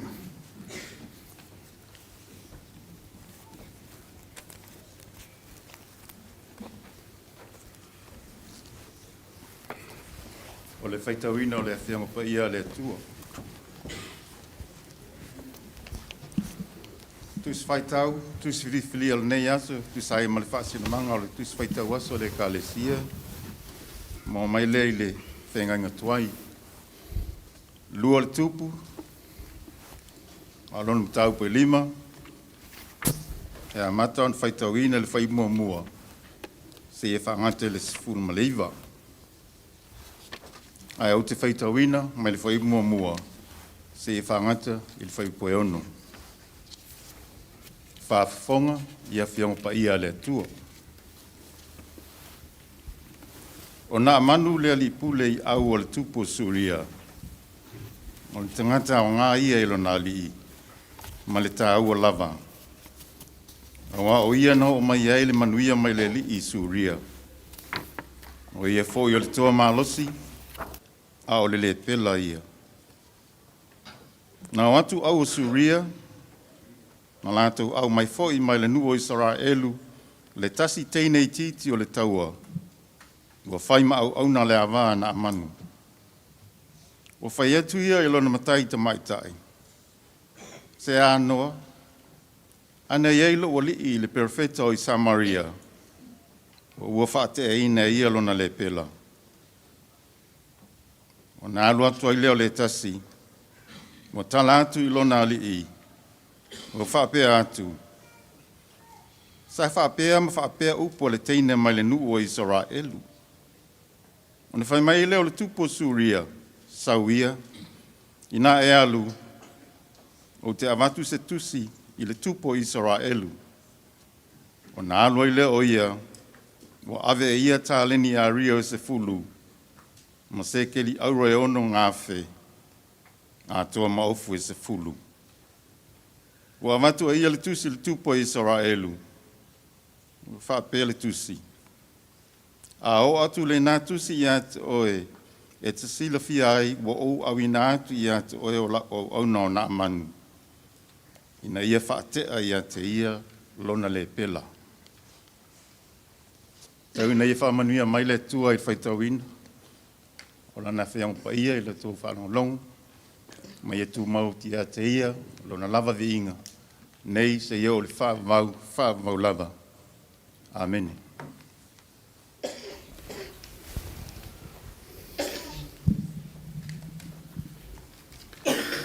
O le ngang whaktaitele le sunga I leo au, mo le whonga ina o whionga pa ia ne tua. Mo le tele le tua le soifua wala wina. O mawhau whaunga whale nganga, mo I tātou I ne whiawhi. O le la unga I le suafa mamalu o le tua le tamā, le alo ma le nganga pa ia. Amen. Ua, maua le matua le tusi na whaitawina, tupu e lua, lona mta upu e lima. Filifilia fro ipu e tolu e whai mamatua. Whaafofonga o te toe whaitauina. Ua whai atu ia I lona matai ta maitai. Se anoa ana iailo wali le perfeta o I Samaria. Pa ua whaatea ina e ia lona le pela. O le manatu au tu e tusa o le tusi whaasino aso le tātou e kālesia le tusi whaitau aso mo le nei aso e whapea. Masalo mia e nā manu le perfeta. Masalo mia e nā manu le perfeta. Naaman doubts the prophet. E manatu o se tala o ilonga le nei tala I le whaafafonga. O le tala ia nā manu. O nā manu mai maa lie o se tai au pule ale tupu o Suria. Ai maua I le pela. Ai manatu o foi. O le pela e tu e sea man societe o na o se mai e pipisi ngō fie. Pei tai o lo manino le whape mai. O ia o se toa maa losi na o oile manuia mai le li I Suria. Ioi.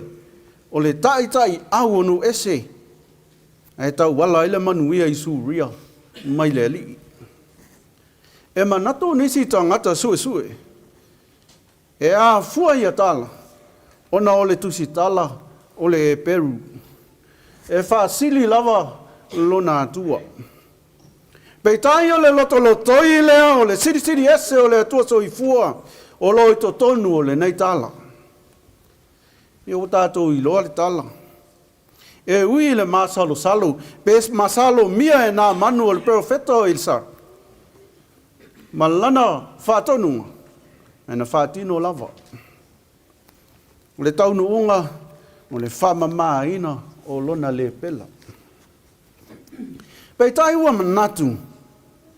Tātou mawhau le tāwilinga o le tala, ma le lalolangi o le amai tau. Ai maise, o nisi o lo tā ua I le tala, na whaonga ina e le tua. I totonu o le nei tala masani. Mua. O le teine iti Israelu o lo tāua. Nā vea whatangata o taua maua whaima au na lea vā na manu. E leo tāua so na ingoa. Paule tala. E iti a ua whaima au na. E tātou te iloa ai ua matua le ai lava so na maa losi ilo na sio manga. Ua pule sea o ia, ua pu lea e lona matai. O le ata o le tāwi linga o lona o langa, ua whea ngai ma whaingata.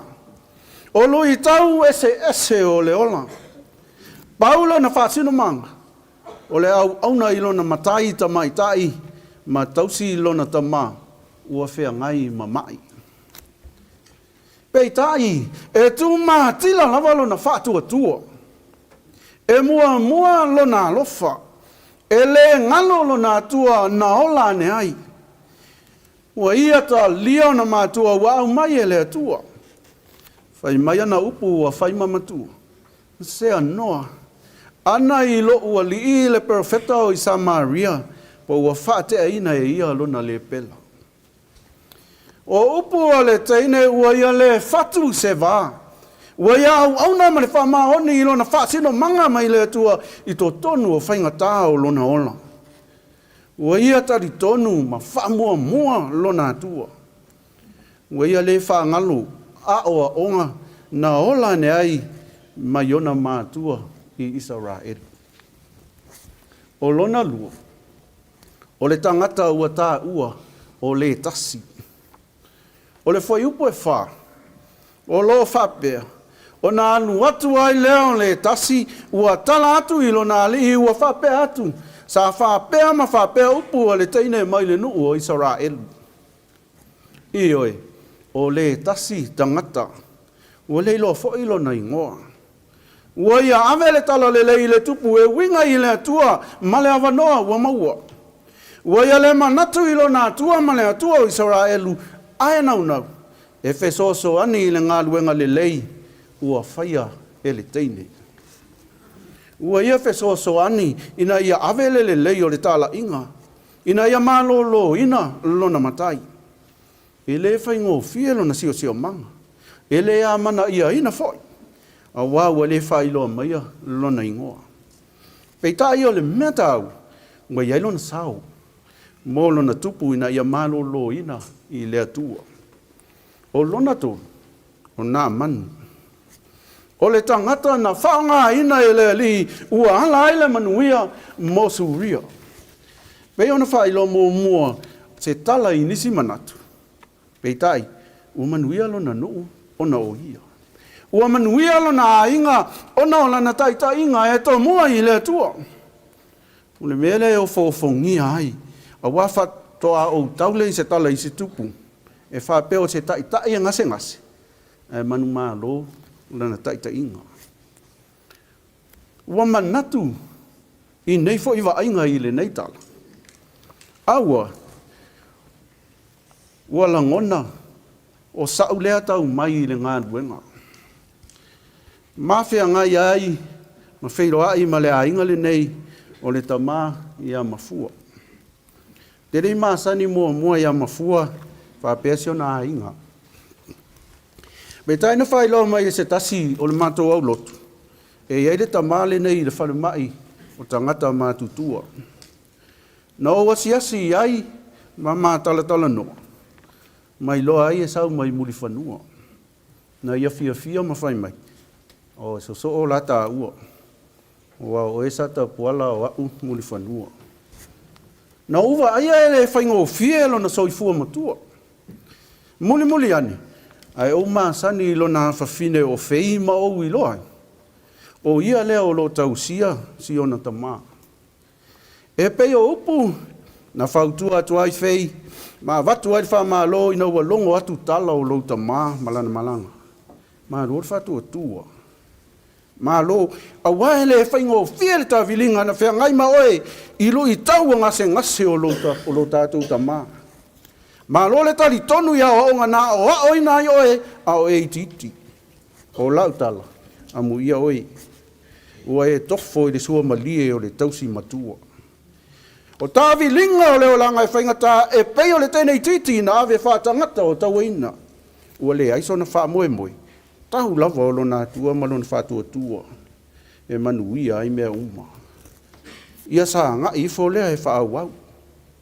I lau tina i amarama. Lea ua whai mawa ainga o le nei vai tau. E whapea fo i te autua ngani. Ma lor whātua. Ma lo lea lofa i mātua. E ui le maa nai o Australia. O lea na e fo i mai e sosoani mo se o tamā. O le tala na whai atu ia o e piu.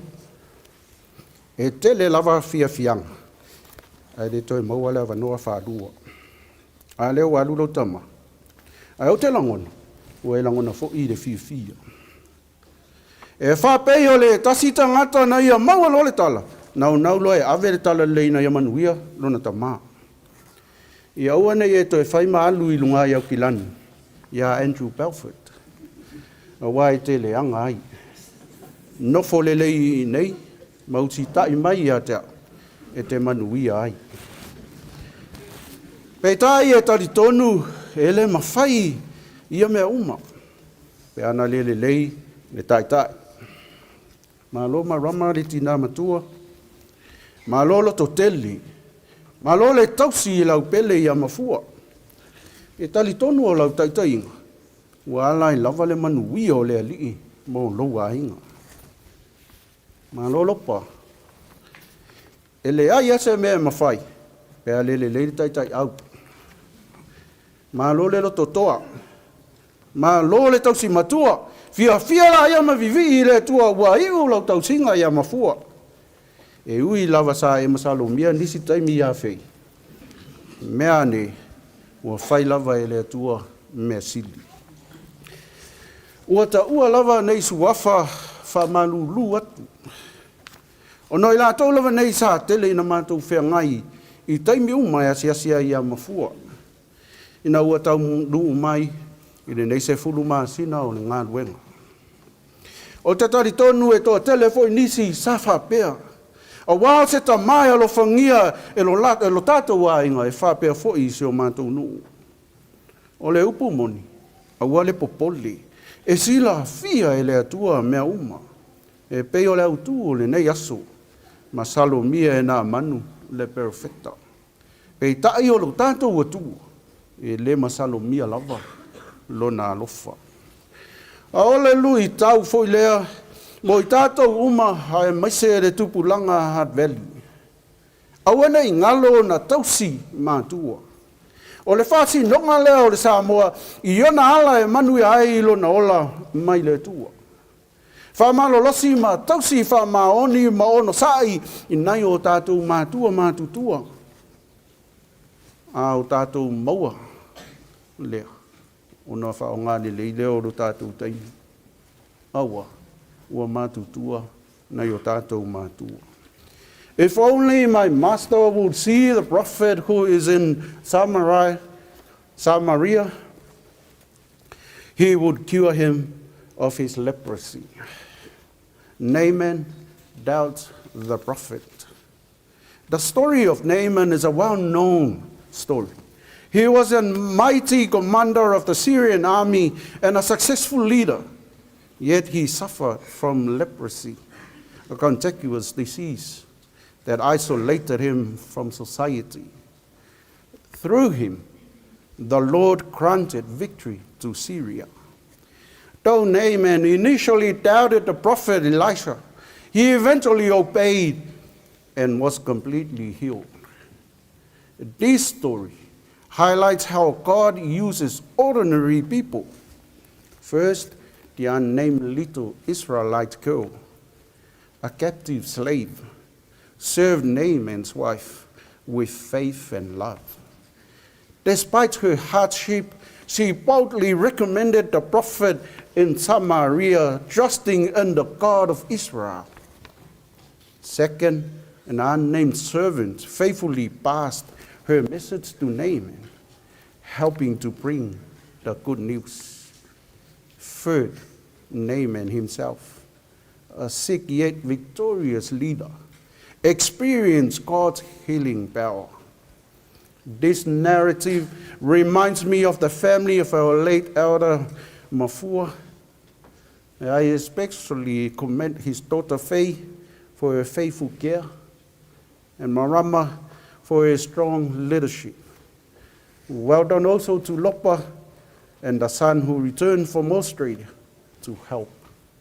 Your love, courage, and perseverance in caring for your father during illness were inspiring.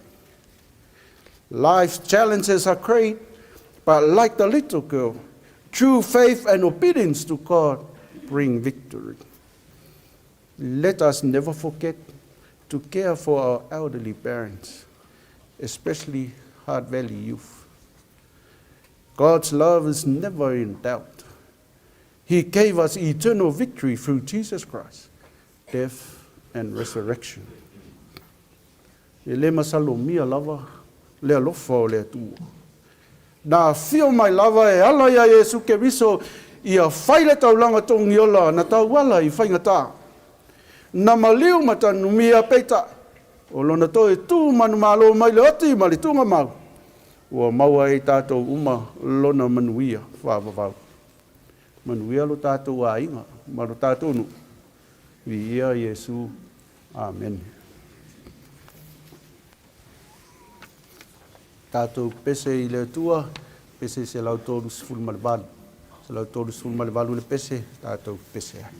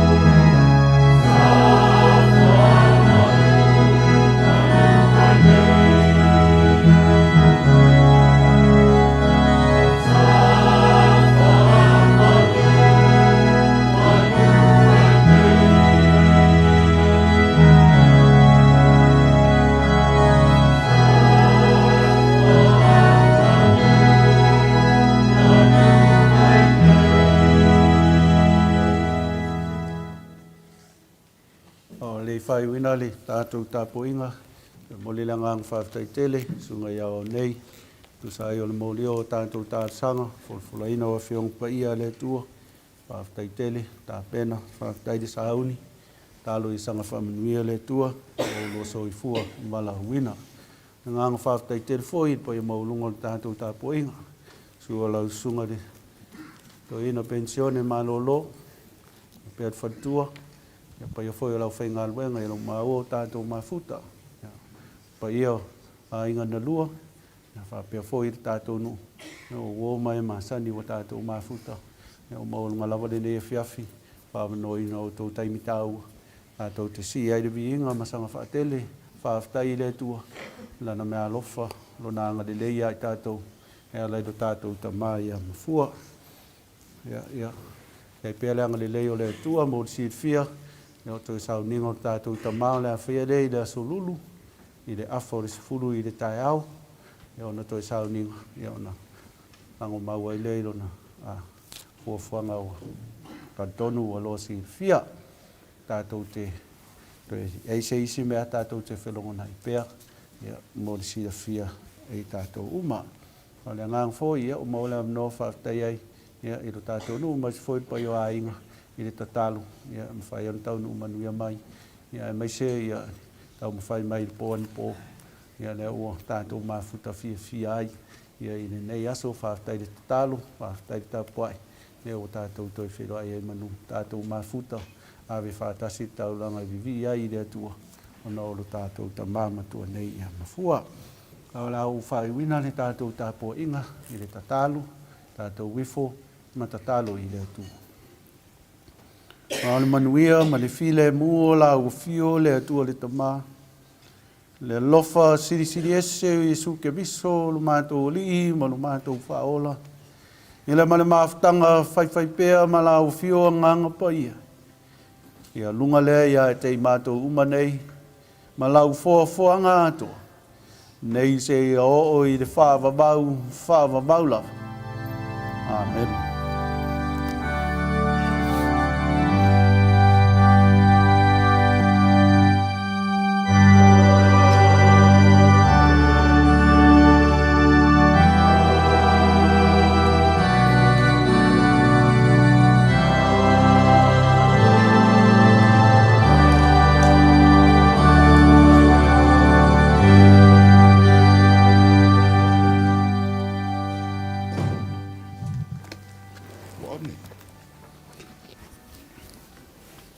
Ke mga ko leo ka o koi panga re ka nga ki anga i le kau ki anga. Le foi wa whaka i maunga wao. Ai whakong foi le fuingiu le lapa. Awa le ngā ruenga wha maa whanga o le ngeia fiafi. Le saunginga wha le ainga o le ka maa mkua i a mafua. Mori aku le nganga whaafkai i lau sunga le kai malou au waa. Awa le ngā ruenga mai ai au le ngeia fiafi. Ai whaia lo leo whakau waa. Mā kou ke wala awa kuai ma le whaaralo i lau sunga i le kai malou au waa. I lau sunga i le toina pensione ma lo ma le whalitua. Le paia i a inga na lua. Ai tainani le mamalu o le tāpua inga. A mai anei o le tātou tāpua inga. Ona tātou whaase atu lea i le holo lo wa tāpena ina. E le whalitua o le whawhenga inga ma le mafutanga tina e maisa o le kālesia. Se vai malu, se vai vela o le afiafi. Tātou wha umai leo, tātou por kalame o le nei afiafi. O le wala au atu lea ma le wha alo, wha afitai.